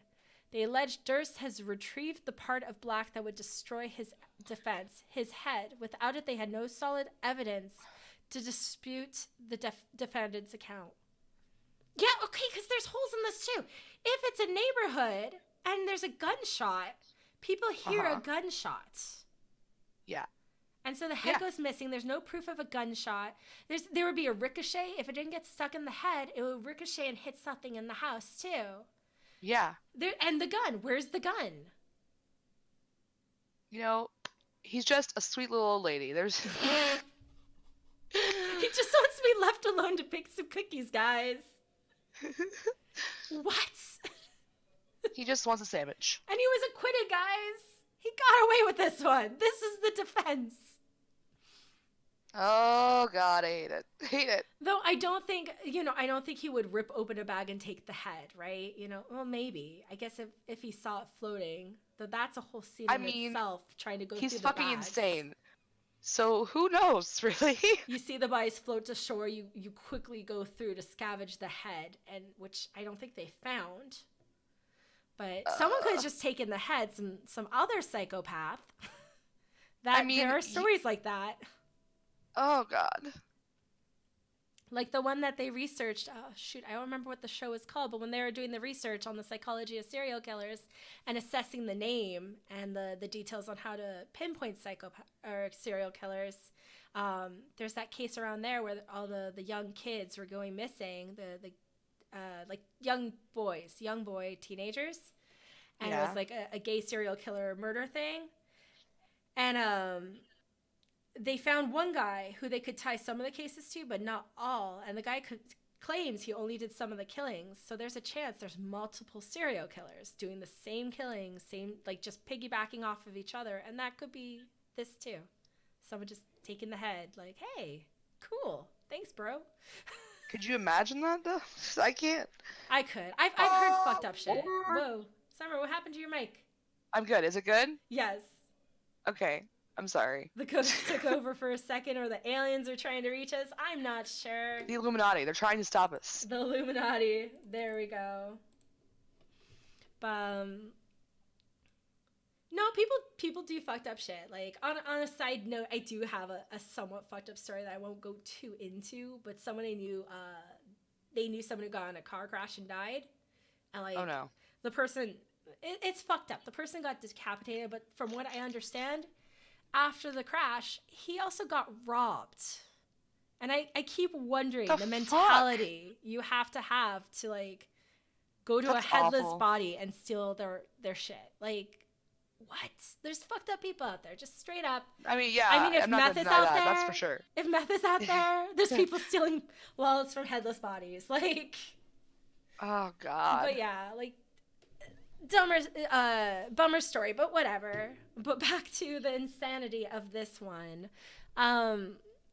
Black's head never been found. Okay. I did not kill my best friend, Durst testified. I did dismember him. Okay, as long as we're drawing a line somewhere, guys. You gotta only cut him up and threw him in the river. Boundaries, people. What?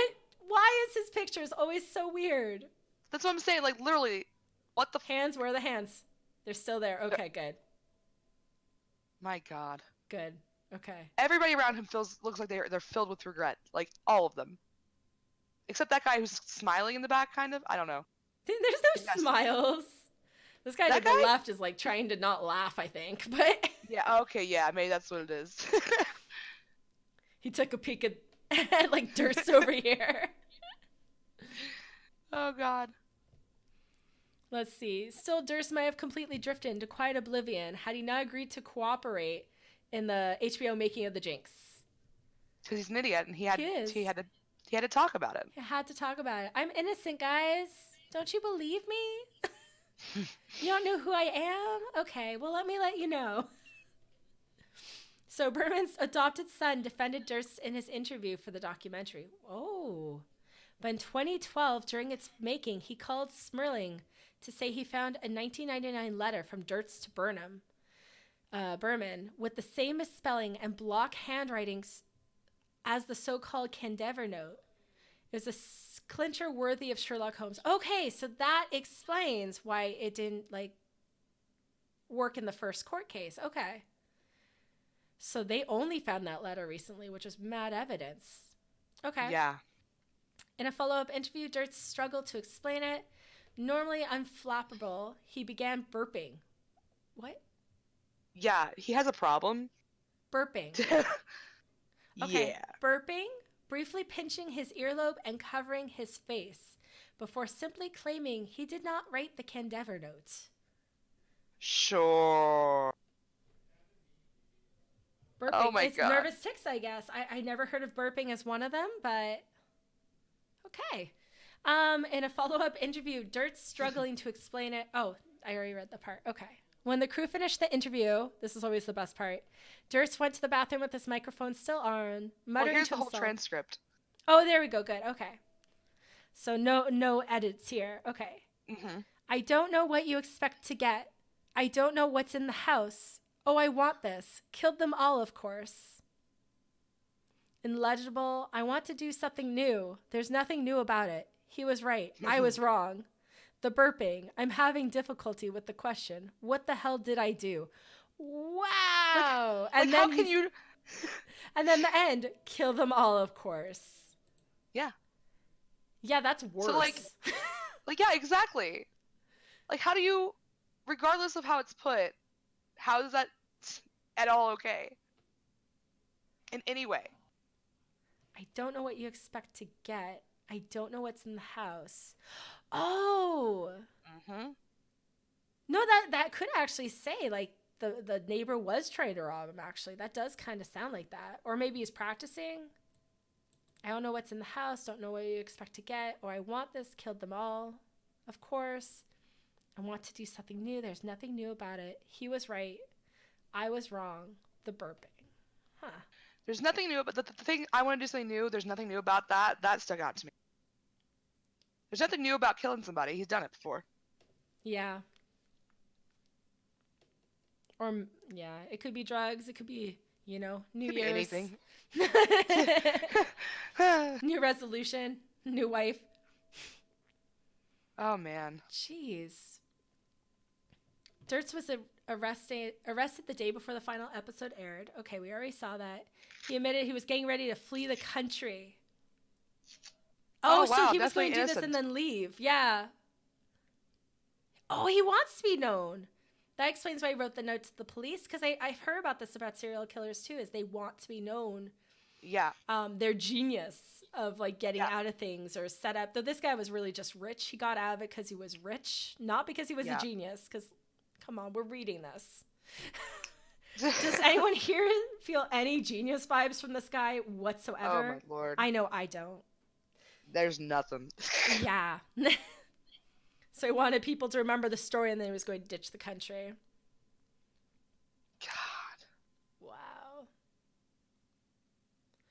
So let's see. The interviewer asked why he sold his house in Trinidad just days before Berman died. Instead of flying home to New York from Arcata, like he normally did, bought a red-eye ticket at the counter in San Francisco. They argued that he drove to Los Angeles to kill Berman and returned to San Francisco. And he even claimed it was unusual. Oh, they okay. brought the note. What? What the fuck? You're reading ahead, aren't you? Oh my, yes, I can't. Oh my god. Where is it? Okay. Whoever wrote the note was part of killing her. Durst agrees. No question, right? Whoever wrote that note had to be involved in Susan's death. And then he finds out that's his note. Oh my. Okay. I'm so done. This is, wow. Well, at least he's telling the truth on that. Right. Let's see. They have two choices now. Durst could take the stand and face a combative, all-encompassing cross-examination by a veteran prosecutors. It would have to be a slam-dunk performance. Or his attorneys could float a possible explanation, the process of questioning other witnesses, how a person might have known Berman's body was there, and why that person would lie about it. This case is morphing before our eyes. Yes. That's one way to put it. Jeez. Okay. So, Summer, you know the story better than me. Do we have most of the notes here? Like, do we have most of it? Should I go to the wiki and fill in any of the blanks? I think we're pretty good on the details. Okay. So let's see if we missed anything on the Wikipedia then. That is possible. Highly possible. I mean, but I think... Currently 70. Honestly, there was things that I didn't even know about. Like, I can't remember. The Band-Aid, the single Band-Aid he stole like a weirdo. Yeah. Single Band-Aid. The trash can. Murdering dogs. I'm sorry, they went missing. Yeah. Numerous dogs. Let's see. So we that know he about the mother. specifically bought for his wife. Okay. As children, they underwent counseling for sibling rivalry. The psychiatrist reported on 10-year-old Robert mentioned personality decomposition and possibly even schizophrenia. That makes sense. Yeah, he's definitely got something up in there going on. Yeah. Described as a loner. That's like everyone, but still. Yeah. Wait, Summer, were you a loner? I was definitely a loner. Call the cops. Somebody out there probably thinks I'm a serial killer for sure. Call the cops, guys. She was a loner. Watch out. It's just a matter of time before she snaps. I also stole as a teenager. It's over, guys. What did you steal, Summer? Say it online. We're sending it to the cops. I stole lip gloss, guys. Such like a basic bitch move. Oh my fucking god! I stole library books. I did too. I'm a nerd. Too. Oh my god, I did that too. I did. Oh my god. I feel awful.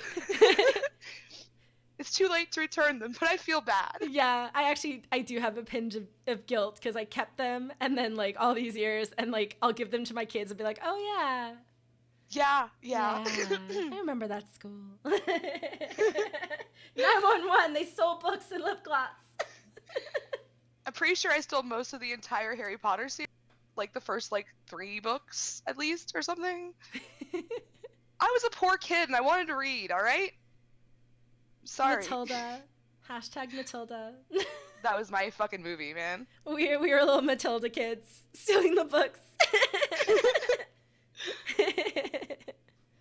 Let's Oh. see. So yeah, he joins the big corporation, hates it, runs the health food store, got detached from the corporations. Let's see, disappearance of first wife.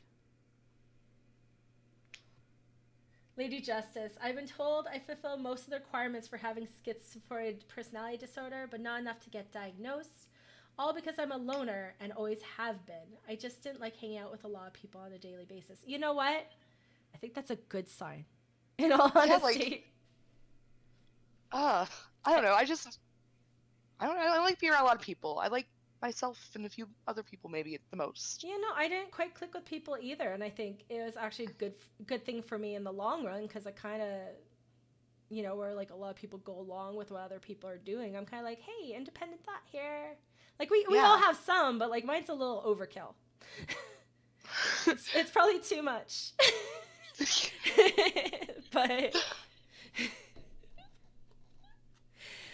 but let's see, Lady Justice. I like a select few people, but I don't have the need to be around people, and that's good too.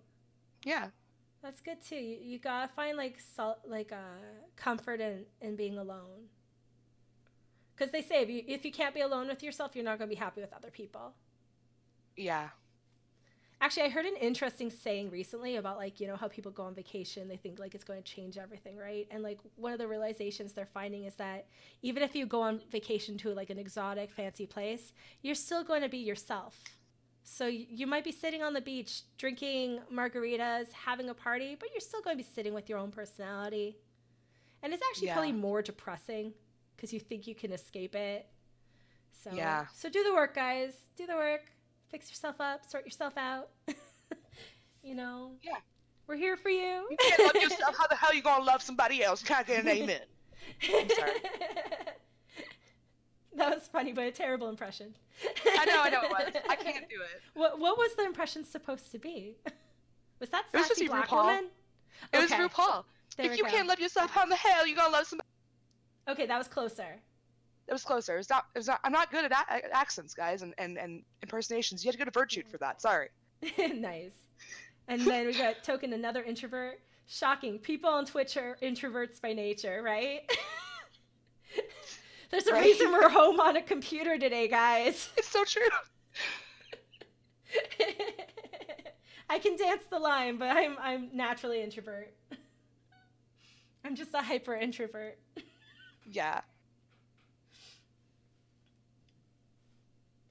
And Justice says, you don't always have some disorder thing. It's just because you're an introvert. Yeah, you know, and that's the thing, too, is, like, definitely, you get misdiagnosed. A lot of people get misdiagnosed. Yes. They say everything's so, like, understood and known, but they really don't know shit. You know? And we're going to learn more and more as they investigate more. They don't even understand how our digestive system works. Like, barely. They just suspect and toss out things that they want to sell. Yeah. The Food and Drug Board is really just like an advertisement chart. I mean, my doctor said that to me. I went to the doctor to try and get stuff for depression, and he was all, you know, I was having trouble, like, finding something that worked, and he was all, well, really, we really don't know much. That's comforting. Yeah. Well, like, I saw a counselor one time, and, like, the first thing, like, I was struggling with some valid stuff, and they tried to put me on drugs, like, right away, and I'm just like, no, it's cool, like, time will heal, you know, like. Yeah. Yeah. And see, I've learned to manage my anxiety on my own. Mm-hmm. Like, sometimes it gets bad, but mostly I can manage it on my own. Pretty happy about that. Yeah, if you can manage, you always should try and manage on your own, and that's the other thing, too, is with the drug industry and mental health is they love to put a quick fix Band-Aid, and it doesn't always work. You know, and I think I talked to you about this at some point, Summers. I did have a friend who kind of went nuts. Like they put him on meds, and he was depressed for valid reasons. Couldn't get work. Yeah. You know, just struggling in life, and it was, you know, valid depression. Yeah. And I'm not saying that there is an invalid depression, but you know, there's a cause. There's a cause. Yeah. It's not invalid. There's always a cause that's underlying. Well, not always, but yeah. I guess there is a way we could go about that too. But they put him on drugs. He got super manic and had a freaking breakdown. You know, and it's just like, yeah, I don't like the Band-Aid fix. I've seen too many people on drugs that shouldn't have been on drugs, and there's definitely people who should. But whole other side rant. I should really shut up at this point. Sorry, guys. Passionate topic. It's fine. Yeah, but as Justice says, just because you're an introvert doesn't mean you have some weird disorder. Yeah, I really hate how they peg the shy loner kids always as like, oh, of course they're going to be a serial killer. I think they thought I was going to be too, honestly. Shy kid who wrote dark poetry. They're just like, keep an eye on her. Bring her parents in. Is this why we get along so well? Like, we're basically the fucking same? Like, I did the same shit. Dude, I got sent to a therapist because of my dark poetry. Oh my god, yes. Really? We need to exchange this at some point. I remember most of them off by heart. Cringy fucking poetry that, like... Some of them were actually really fucking good, in my opinion. But I can't say the same. I was just the most, like, edgy, dark kid. And it was awful, guys. And now we're here with you guys. Hey! Hi. You're awesome. What we grow into. Let's go back to talking and laughing at the serial killer. All right. I'm okay with that. Totally healthy. Totally healthy adult interest. Woo! Let's go to Ohio and steal some library books after this. Oh my god. Kill me now. Okay. Oh my god. Okay. So let's see. What details have we missed? Married 73. Okay. She was in school, earned her degree. Yeah, I think we covered most of these details. These articles actually cover things really good. Nice. They argued and fought in a phone call, I think it sounds like. So, yeah, that would be documented pretty well instead of him lying. Yeah. So, let's see. He put her on a train where the couple had a flat, had a drink with a neighbor, and spoke to his wife by telephone later that evening. That's what I told the police. I was hoping they would just make everything go away. Okay. Wait, that's like, weird... the dude just keeps talking. That's a weird statement, too. Like, it's not... I was hoping they would help find her. No, I was hoping that would just make everything go away. Dude, you did it. You definitely did this shit. Yeah. Okay, here. Okay, doorman. On the night, the couple's apartment building claimed to have seen McCormick there on February 1st. Okay, that's a different day. Which... was one day after she was last indisputably seen. Okay, so she didn't die on New Year's. She disappeared. But the doorman also said that he had seen her only from behind and from half a block away and couldn't be certain it was her. Okay, so probably not her. Those leads usually mean they aren't. Yeah. Also, it could have been him in a wig. We don't know. Yeah, it could have been him in a wig from Walmart that he bought at Halloween. Most likely. Let's see. Hired by Durst's own criminal lawyer, later reported that the doorman said he had not seen Cormac arrive at all and may not have been working the night she disappeared. Okay. The fuck? Money. You should, like, be certain money. Just saying. Didn't see her at all? Weird. Yeah, I take back my statement.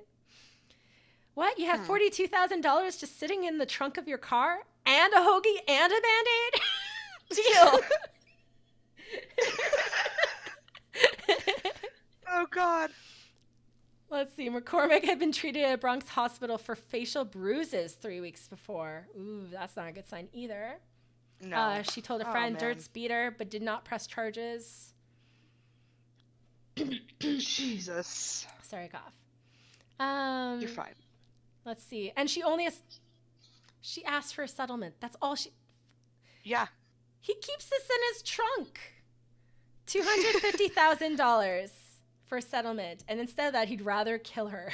But so this is always the dick move. He canceled her credit cards, removed her name from a joint bank account, and refused to pay her medical school tuition. Yep. Okay. Yeah, I know someone who went through like a divorce like that, where like the second they broke up, he's like, cancel all the cards. It's like, what? I think that he actually like tried to stop her from going to medical school before the divorce. Like he cut her off when she wanted to go be a nurse. Jeez. And made her pay for it herself. Because he didn't want her to have any independence. Yeah, well, usually if you're abusive, that's the number one thing you do, right? And he hated the mom. Yeah, lining up all the ducks in a row here on this. Yeah. Let's see.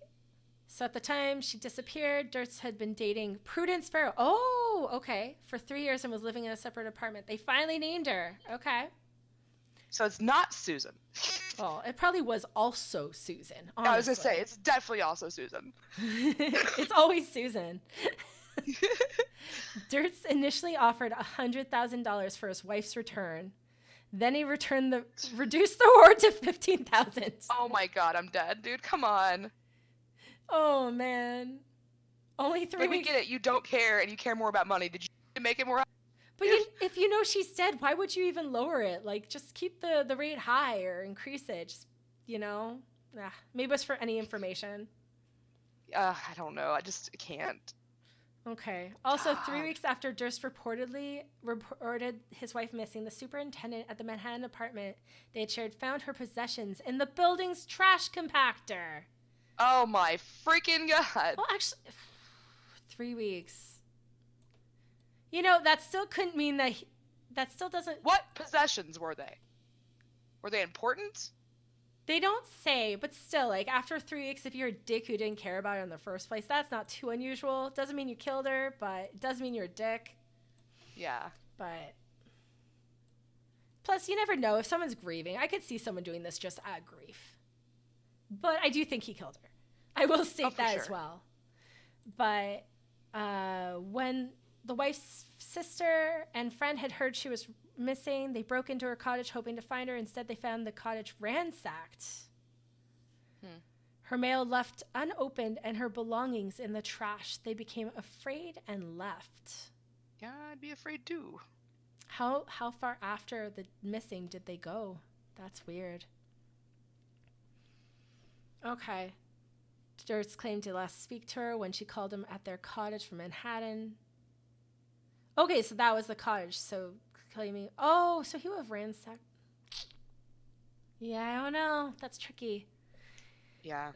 He claimed the last time he had spoken to her was at the train station when she was planning to board 9:15. Okay. Claimed that on February 4th, a supervisor at her school called him and said that she had called in sick on February 1st and was absent from class for the entire week.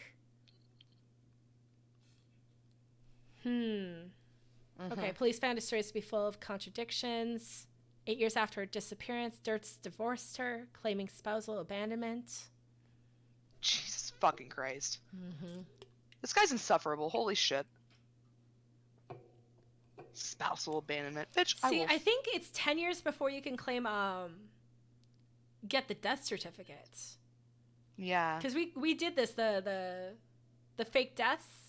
And I think they say it was 10 years in America. So as soon as it hit on 8 years, he'd rather go for the spousal abandonment. Yeah, of course. God. Jeez. Okay. 2016, the family asked to have Kathleen declared dead.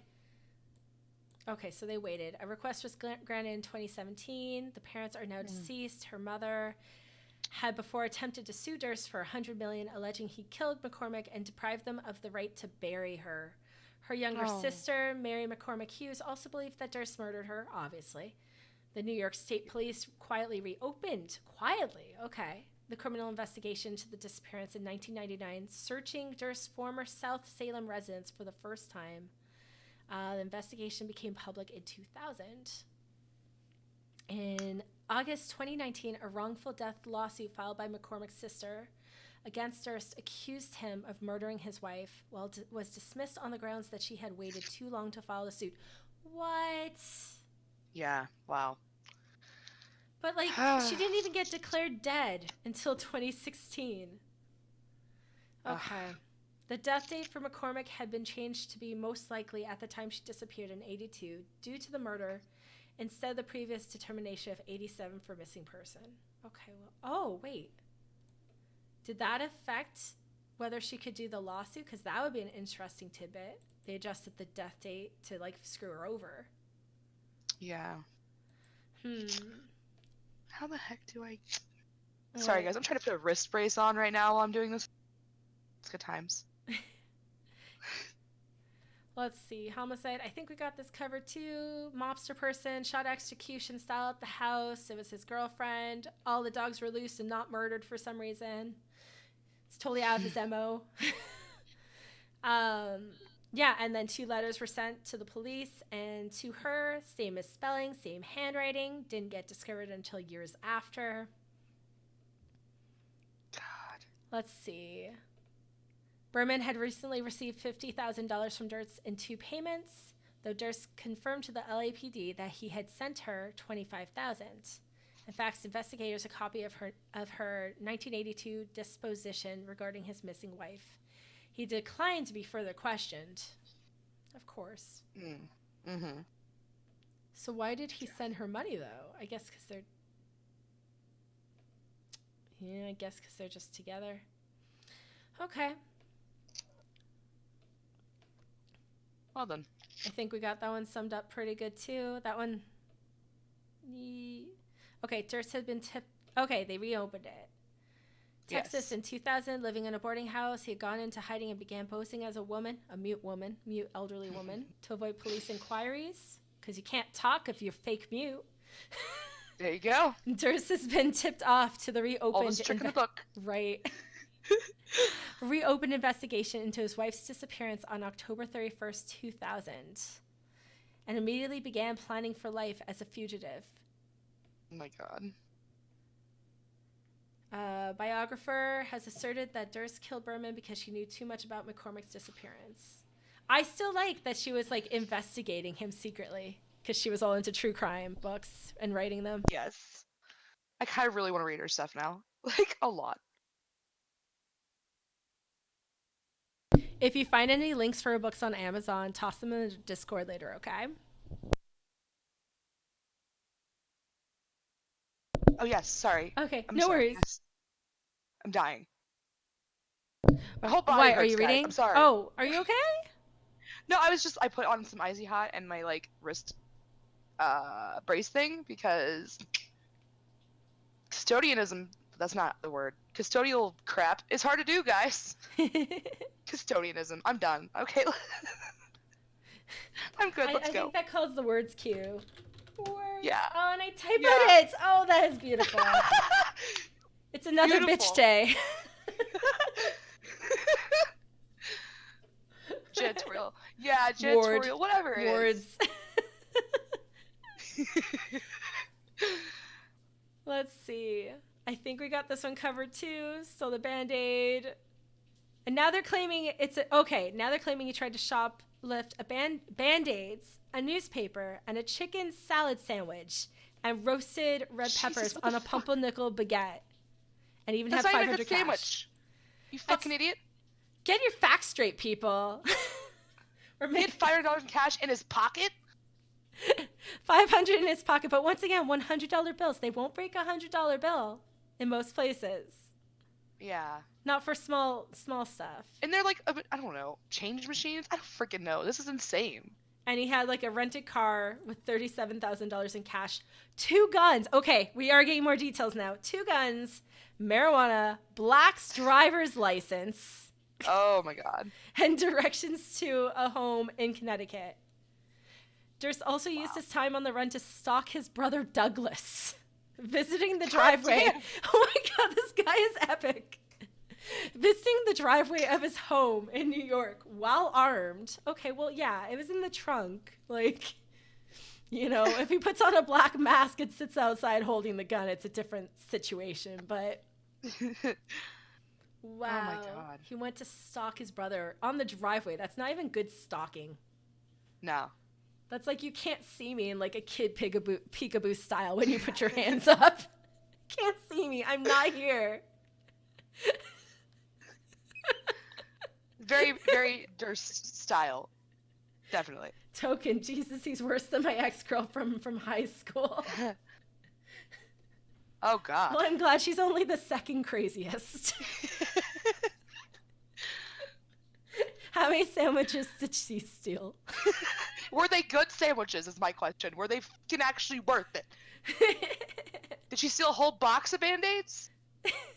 Or just the one? Did she too pee in trash cans? There's a lot. Oh, man. Okay. Well, we know how she spells Beverly Hills. Let's see. Okay, so in 2003, he was tried. He was extradited to Texas, tried, claimed self-defense. His defense attorney conducted 2 mock trials in preparation for the case.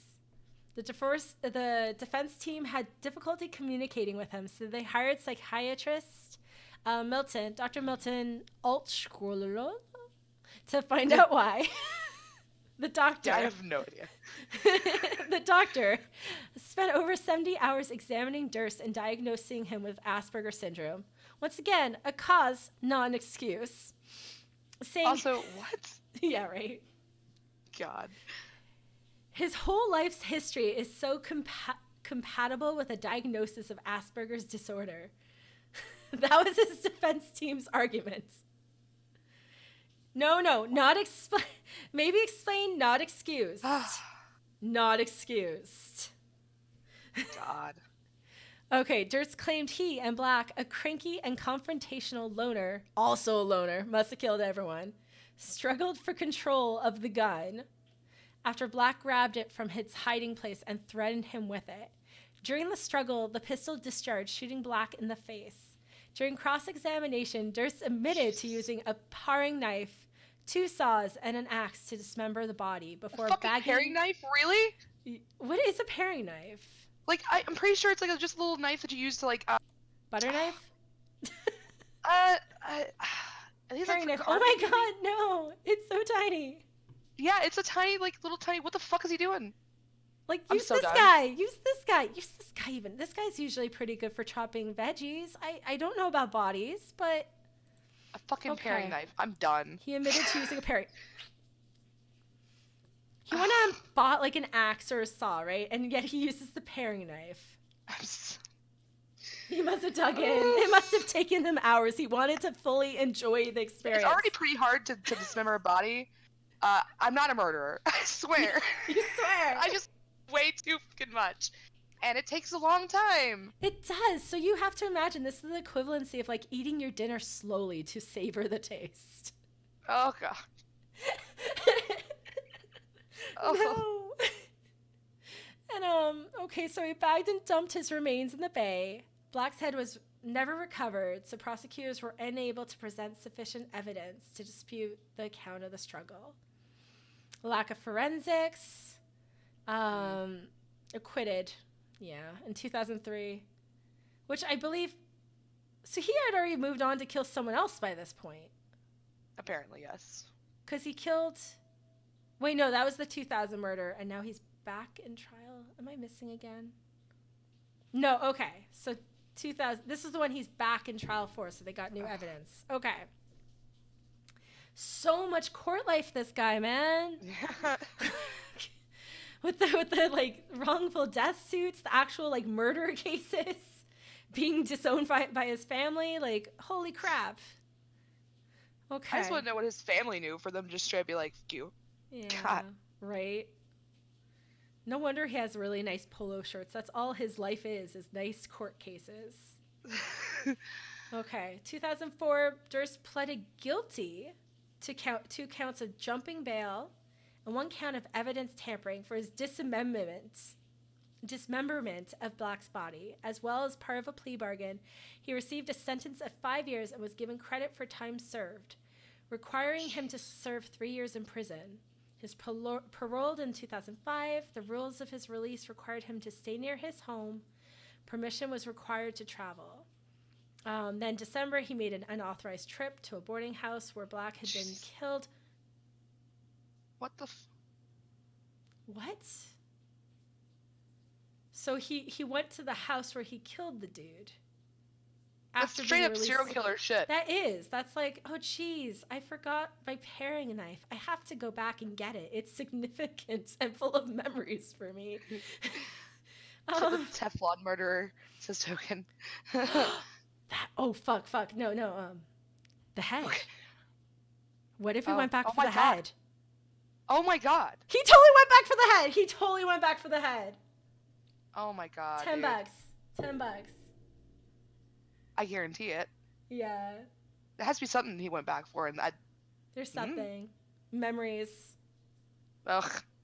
He did like that weird like serial killery thing where like they get turned on by the events and like he sits on the floor and like self-loves. Oh god. Remembers. Ugh. Remembers head because he loves head. No, I'm done. I'm sorry. That's wrong. Oh. Moving along now. Let's see. Okay. So I went back there and to a shopping mall. At the mall, he ran into former trial judge Susan Chris. Oh my god. Talk about awkward encounters. What are you doing back in town? It's been a while. Due to this incident, they remembered him. And so he violated the terms of his parole and returned to jail. He was released again from custody. Holy crap. Okay. Asked in March 2015 whether she believed Durst murdered Morris Black, Chris commented, "You could say that this person knew what they were doing, and it was not a first time. The body was cut perfectly like a surgeon who knew how to use this tool on the bone and a certain kind of tool on that muscle. It looked not a first-time job. That was pretty scary." And you know what? Maybe the paring knife was for the muscle. And the saw was for... Oh, yeah, maybe. God. See, I'd be like a noob and be sitting there like with scissors or something, like hoping it would eventually work. But like, I hope I never have to. But the thing is too, is like, it's not the first time, right? But even if it's not the first time, this doesn't sound like the second time either. No. Right? Especially the cleanup job, like all this stuff. Like he's like, this is like what, the third accusation? Yeah. I think. Yeah. Yeah. He's a pro. He's a pro. There are so many more bodies that we don't know of. Yeah, I guarantee it. Oh my... this is killing me a little bit here. Okay. I think we're good. I think we did it. I think we covered it. We got the tape. And then the rest. Okay, but I am curious about the rest a little bit. So... Oh, wow. What? Oh, he registered under a different name, and then he was being weird and muttering in the lobby, which, very Durst, for sure. Okay, he was arrested in 2015 at the Marriott in New Orleans, where he registered under the false name Everett Ward. Everett Ward. Okay, yeah. Everybody look up Everett Ward and see if he's a missing person. Oh my god, right? They would say that, right? Or his ex-girlfriend, I have no idea, some other chick he dated at one moment. God, I hate this. President pushed out of university. Man charged with rape claims, rights violated. The attorney for... Hey, interesting. Okay. But that's a newer story. Probably no link. Yeah. Interesting either way. Because that's not an extremely common name at all. I've never actually met... I don't think I've ever met And I feel like he's not very inventive. Yeah, no. He just takes names. Yeah. Yet at the same time, he is very inventive. Like just in the wrong... Mute old lady, come on. That is very innovative. Oh, God. Okay, so let's see. So they tracked him to the hotel after making 2 calls to check his voicemail. was observed wandering aimlessly in the lobby and mumbling to himself, probably like, I killed them all. They're fucking all dead. Use the saw. Like, not guilty. Totally fine. Having driven to New Orleans from Houston 4 days before. In addition to a revolver loaded with 4 live rounds. 4. Oh, God, where's the other 2? 1 spent shell casting. Yeah, there we go. Recovered 5 ounces of marijuana again. Durst's birth certificate, a passport, maps of Louisiana, Florida, and Cuba. A flesh-toned latex mask. No. What the fuck? No. Oh my god, dude, that's definitely serial killer shit. That's definitely flesh-toned latex mask. Where do you even buy that? Other than Amazon. At a geek store. What was he gonna do with that? Like, there's those like kink people that like maskers or whatever, and they like wear the full latex suit things. Okay. Oh, but yeah. Token deep web shit. He just hits up the deep web. Hey guys, I killed someone. I need a new latex mask. Can we meet up at Denny's? Keep that in mind next time you're eating pancakes, guys. The fake text. Okay, so a fake Texas ID used to check into the hotel, a new cell phone, and cash totaling 42,000. Well, let's round up 43,000. Yeah. Wow. Always the money in the trunk. Police discovered a UPS tracking number, which led to an additional, rounding up, $117,000 cash and a pair of shoes and a package sent to Durst. Wait, pair of shoes and a package sent to Durst by a friend in New York. That's not suspicious. Right? Shoes are totally evidence. Why couldn't he just go to a shoe store? Why was it sent? Okay. He doesn't like spending money on his own. He likes to steal things. Well, he should have stolen the shoes. He was hungry. Like, seriously, this would have been way more epic. You go to a shoe store, try on a pair of shoes, leave yours in the room, and walk out. Yeah. You can do it quick. If they don't look down, they won't even notice. Side note, I have never stolen shoes. No, me either. This is the first time I've given this thought. Though now that Payless is closed, I might have to. Oh, God. Bank statements found in one of Durst's Houston condominiums revealed cash withdrawals of $315,000 in little more than a month. Okay, that's just rich boy stuff right there. Not suspicious, just rich boy. Police investigator, long involved with case, said to have been working closely with the FBI, removed 60 file boxes of personal papers about Durst. Let's see. Oh, and from personal papers and effects from the home of his friend, Susan Giordano. Oh, what? Yeah, this is another Susan. He has a thing for Susans. The fuck, dude? These some lazy Susans right here. Durst's then wife, Deborah Lee Cheriton, had sent them to Giordano 3 years prior for safekeeping. Also stored there were videotape depositions of Durst, Cheriton, and Douglas Durst, all related to the Black case. Okay. So nothing might be in there. Who knows? It's just taxes and sandwiches. Let's see. District attorney in charge of prosecuting Durst claimed to have found information uncovered by the filmmakers in the documentary. Compelling, reportedly flew, interviewed witnesses. Firearm charge. Okay. So firearm charge, blah, blah, blah. That's probably the least interesting. Yeah. Amazingly, yeah. I think we're almost done. I just want to see what's going on with the court case now, if there's any updates. Let's see. Okay, who's DeGrio?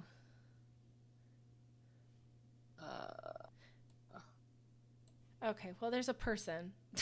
DeGrio confirmed rumors that Durst was in poor health, stating that he suffers from hydrocephalus and had a stent put in his skull 2 years before as well as a spinal Ugh. surgery and a cancerous mass removed from his esophagus. Okay. Well, Okay, karma's a spinal bitch. fluid in the brain. Okay. All right then. Let's see. Later date, weapon charge. Attorney said he did not kill Burnham, wants to resolve other charges, get extradited to LA to face that charge. Geez, so are they going to re-dig up everything, it sounds like? I hope so. That's Because good. clearly there's a problem. Yeah. This guy has a murder problem. Let's see. Yep. He pled guilty to that. Incarceration, awaiting trial. Okay, begin in LA. He was arraigned to California. Transfer was delayed due to a serious surgery. That's probably the removal of the mass. He might might die from cancer before he actually gets any answers. This sucks. He better freaking not. That's how it goes, man. I know. It sucks. Conditional hearing was convened in February 2017. Close friend and best man at Chevin's wedding testified that Durst has confessed to him of murdering Berman. Well, Jesus Christ. That's still kind of hearsay, and if they didn't say anything sooner... Jesus Christ. Jeez, I don't know. That is weird. Like, you're just sitting around drinking with your buddies. You're just like, hey, remember that chick I used to bang? I fucking killed her. The one that totally called in for my wife. Yeah. Great job there. Killed her. Just got a little too drunk and dropped all his mumbly secrets. Like, I'm amazed this guy has any secrets with the Honestly, mumbling. the problem. Should have gotten that checked out. Yeah, so they're going to be in the court case, it sounds like.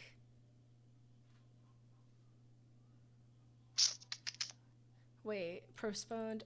Defense team, some of who had suffered damage in their homes and offices from Hurricane Harvey. Okay, so there's a delay because of that, it sounds like. No. All witnesses pled not guilty, of course. Didn't do it. It was self-defense, whatever. Killings of Black and Berman seem to be entwined, just like Berman and his wife Kathy, right? Yeah. Let's Or see. Catherine. They call her both. Yeah, I think we got most of this. They're just waiting. Okay. I guess we'll do like an update later on, eventually, when the because it's in court right now. over. And it takes a while sometimes. Yeah. Let's see. Surprise move on December 24th, 2019. One of his favorite dates to kill people. Durst's lawyers contradicted his previous statements, and I filed court documents admitting that Durst wrote the Candever note. Okay, so he admitted finally. In all previous statements, Durst had consistently denied writing it. Finally agreed. Yeah, because there's too much evidence to deny. Lady Justice, sure, self-defense is shooting someone in the head. We don't even have proof of the head. And dumping them. We don't even have proof of the head because honestly, those cuts in the floor, I don't know if that was like getting rid of the body or the actual stabbing for fun. You know? Ugh.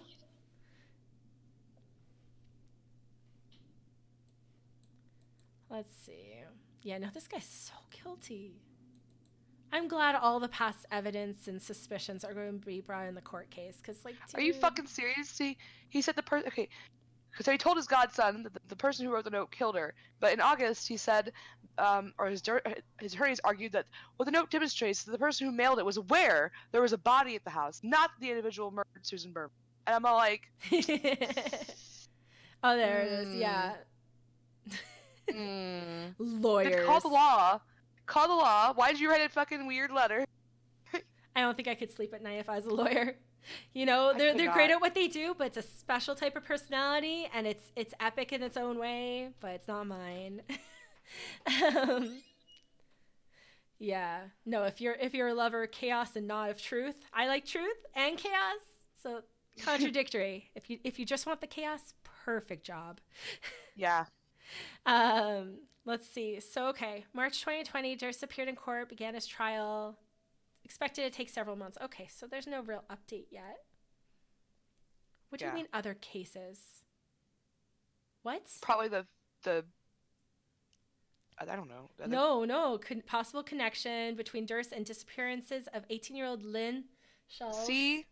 from Vermont and 17-year-old Karen Mitchell from Eureka, California. Never trust people working in a Well, health he food lived in store in both those Vermont. places. Yeah. He lived in both those places, and honestly, I would not be surprised with the way he did the body. So, Yeah. No, it's like I said, that was not a second attempt. That was not a third no. attempt. That was a pro. Yeah. Yeah.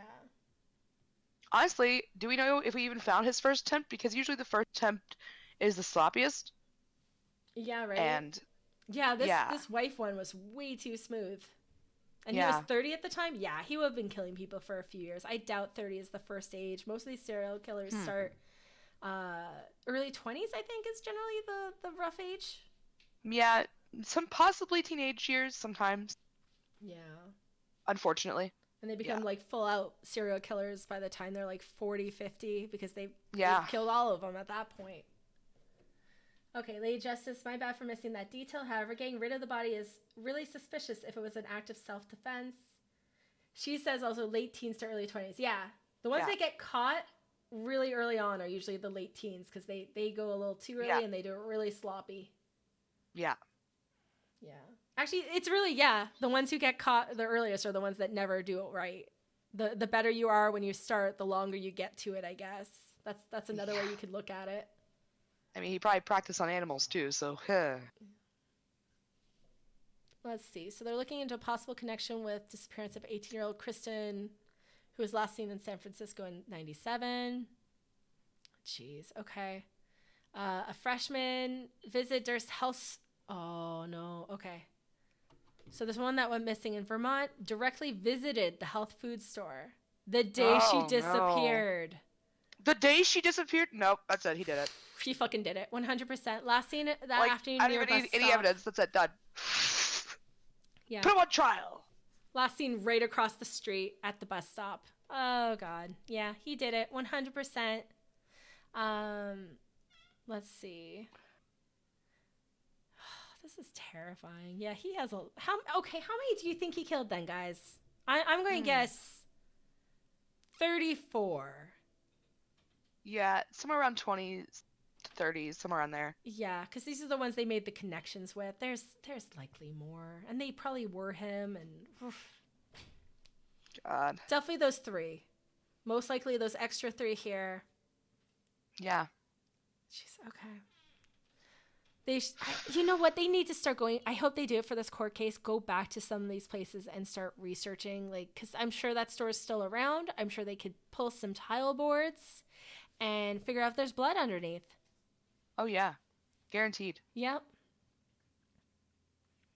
Yet those who start later have experimented on yeah, well, killing dogs, so I would not doubt it. There's a lot of serial killers that killed small animals beforehand.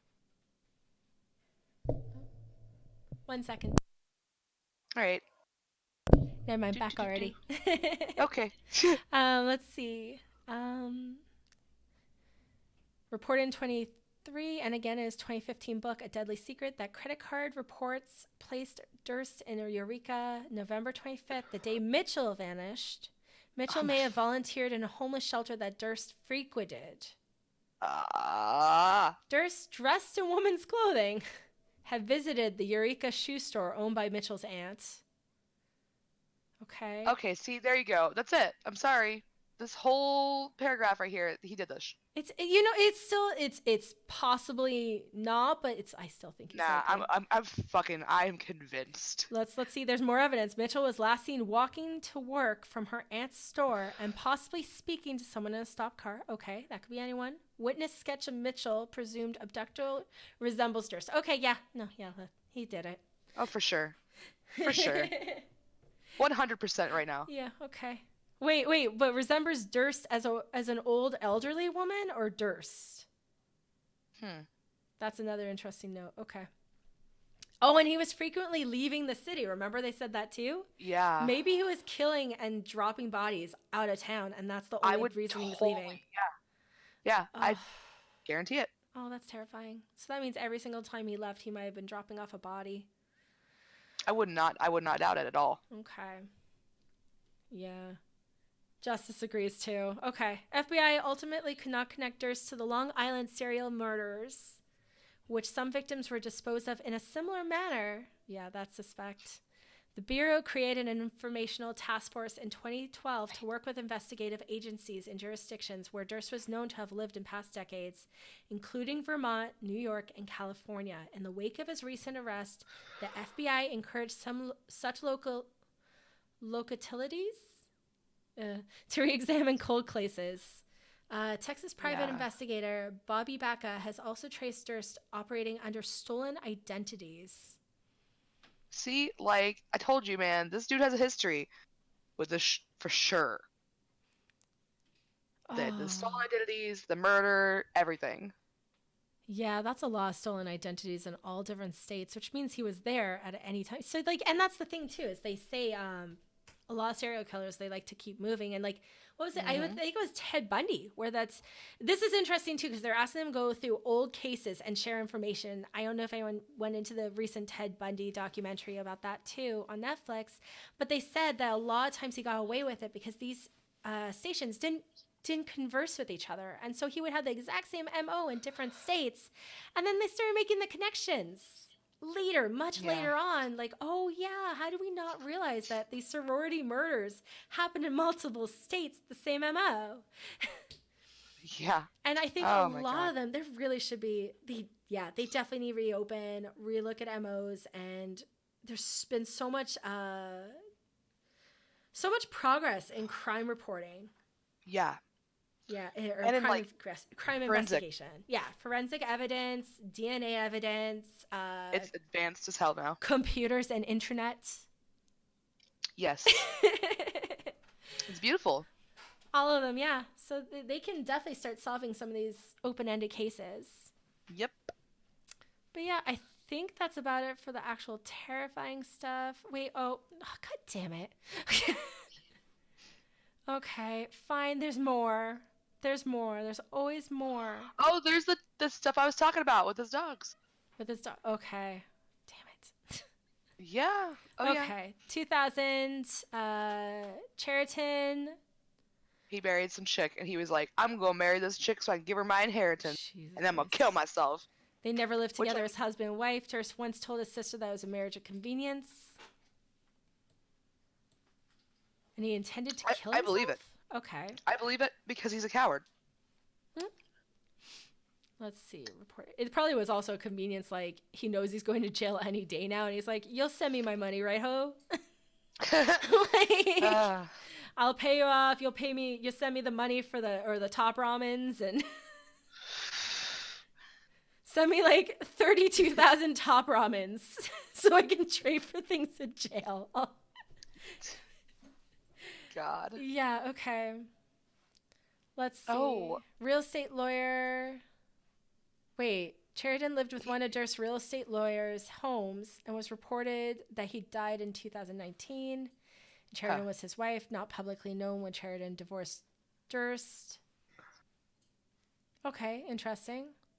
Lived under tons of aliases, tons of everything. Yeah, they were canine aliases. They were based on his freaking dogs That's that he creepy. killed. That is creepy because I didn't know that, but that's fucking terrifyingly weird. Please stop. So oh my patches and whiskers and stuff, or wrinkles. Igor. He named him Igor and Igor the Second and Igor like the Third. I think he had a few. Yeah. Okay. Let's see. He had all the fake ID stuff, so at least he learned to trade. One of many fake IDs and axe sawing. Let's oh my see. God. Fake mailboxes. Canine. Okay, yeah, there's the names. Under the businesses. Okay. Early. Wolfing LLC, Wolf Wolf LLC, and Igor Fayette Inc. Woof woof. Okay. Durst owned a series of 7 Alaskan Malamutes, each named Igor. Each named? 7. Sorry, my bad. That's 4 more than I thought. That's not what they mean when they say cats have 7 lives, and it doesn't apply to dogs either. God. 7 named Igor. No. Okay. They all died under mysterious circumstances. 2014. Douglas told the Times that in retrospect, I now believe he was practicing killing and disposing of his wife with those dogs. once recorded saying he wanted to Igor Douglas. What? Durst once got recorded saying he wanted to Igor Douglas. That was his own little like Jesus murderous inside Christ. joke. Okay. God, dude. Maybe it was ignore. Maybe. Maybe. Okay. Durst, however, has disputed the assertion that he owned 7 dogs named Igor. He owned 3, which all died under mysterious circumstances. No, he said one was run over, one died in surgery after eating an apple core before the Igor that lasted forever. That's what? Yeah. Igor that lasted forever. Fucking run. I don't know, man. Run. Yeah. Okay. That's a weird statement. 82, when Durst was still married to McCormick, he was nearing the end of a 3-year affair with Prudence Farrow. He was also married at the time. Let's see. A few months before the disappearance, Farrow called her and asked that she give Durst up. As friends said, she wanted him all to herself. Durst was acquitted of murdering Black in 2003. Farrow contacted law enforcement authorities with concerns for her safety. As she said, Durst was angry with her for terminating their relationship 3 days before McCormick's disappearance. Interesting. Interesting. That's weird. Okay. Yeah. Number of significant okay, we already got that one. Possession of a variety of drugs, including sleep aid, melatonin, muscle relaxant. Okay. Yeah, I think we got it. Legal issues, family, popular culture. Yeah, I think we got it. Oh my God. Okay. Nice. This was a journey. Yeah, it was. This was a journey, and I'm so glad you guys came and shared this with us. This was epic. Okay. So let's see. Let's do the closing ceremonies. We are going to be following this up with a raid, though, so if you guys want to stick around, at least for the raid, we would appreciate it. But yeah, next week for my bitch show, my bitch day anniversary or whatever, we're going to be talking about aliens among us, the ones that in history people suspected were aliens, and the possible disguises they have and theories behind that. It's probably going to be a rabbit hole. Fuck. Yeah, we might have to zero in on specific ones, such as the ones they suspect in politics. Sure. But, you know, if we can get into lizard people, we'll get into lizard people, you know? And then on March 10th, I do my game day. So on March 10th, I'm Tuesday at 1 a.m. CST time, I'm going to be continuing Among the Sleep, which is a little kid in a weird-ass universe with his trusty teddy bear by his side. So it's creepy. It's creepy. It's cute. I still don't know if the teddy bear is evil. I kind of suspect it is, but I'll give him the benefit of the doubt. And all right. We had fun. This was fun. We did. Thank you so much for everyone for coming and joining. If you guys have a really fun tidbit that you learned today, feel free to share it while I get the raid set up. Thank you guys for sticking around and being awesome. Yes. And I actually already know who I want to do for my raid. Oh, here we go. So let's do the raid commands. And then raid, we're going to do Ash Thulu, who is a big friend of my channel. I murder, I'll not be a mute old lady. Probably the best bet. The mute thing's genius, though. Okay, so Ash Thulu is someone who has a really awesome big community. He refuses to go affiliate because he's really passionate. He doesn't want the ads. He doesn't want all the extra flags and whistles on there. He's a really good, like, he's pretty much like a 7-year-old man in a young child's body. Talk to him of anything like classic rock music. He loves Metallica. He is also a huge fan of retro games. He has the speed run. I think he's 8th place right now in speed run for Mega Man. He just hit that like last month, and he's just an awesome little geek kid. It's awesome. Great positive energy. So please go give him a big warm hello for me and Summer. Yes. But yeah, and I hope to see you guys next week. Bye, guys. Bye, guys. Thank you. You're so awesome. much.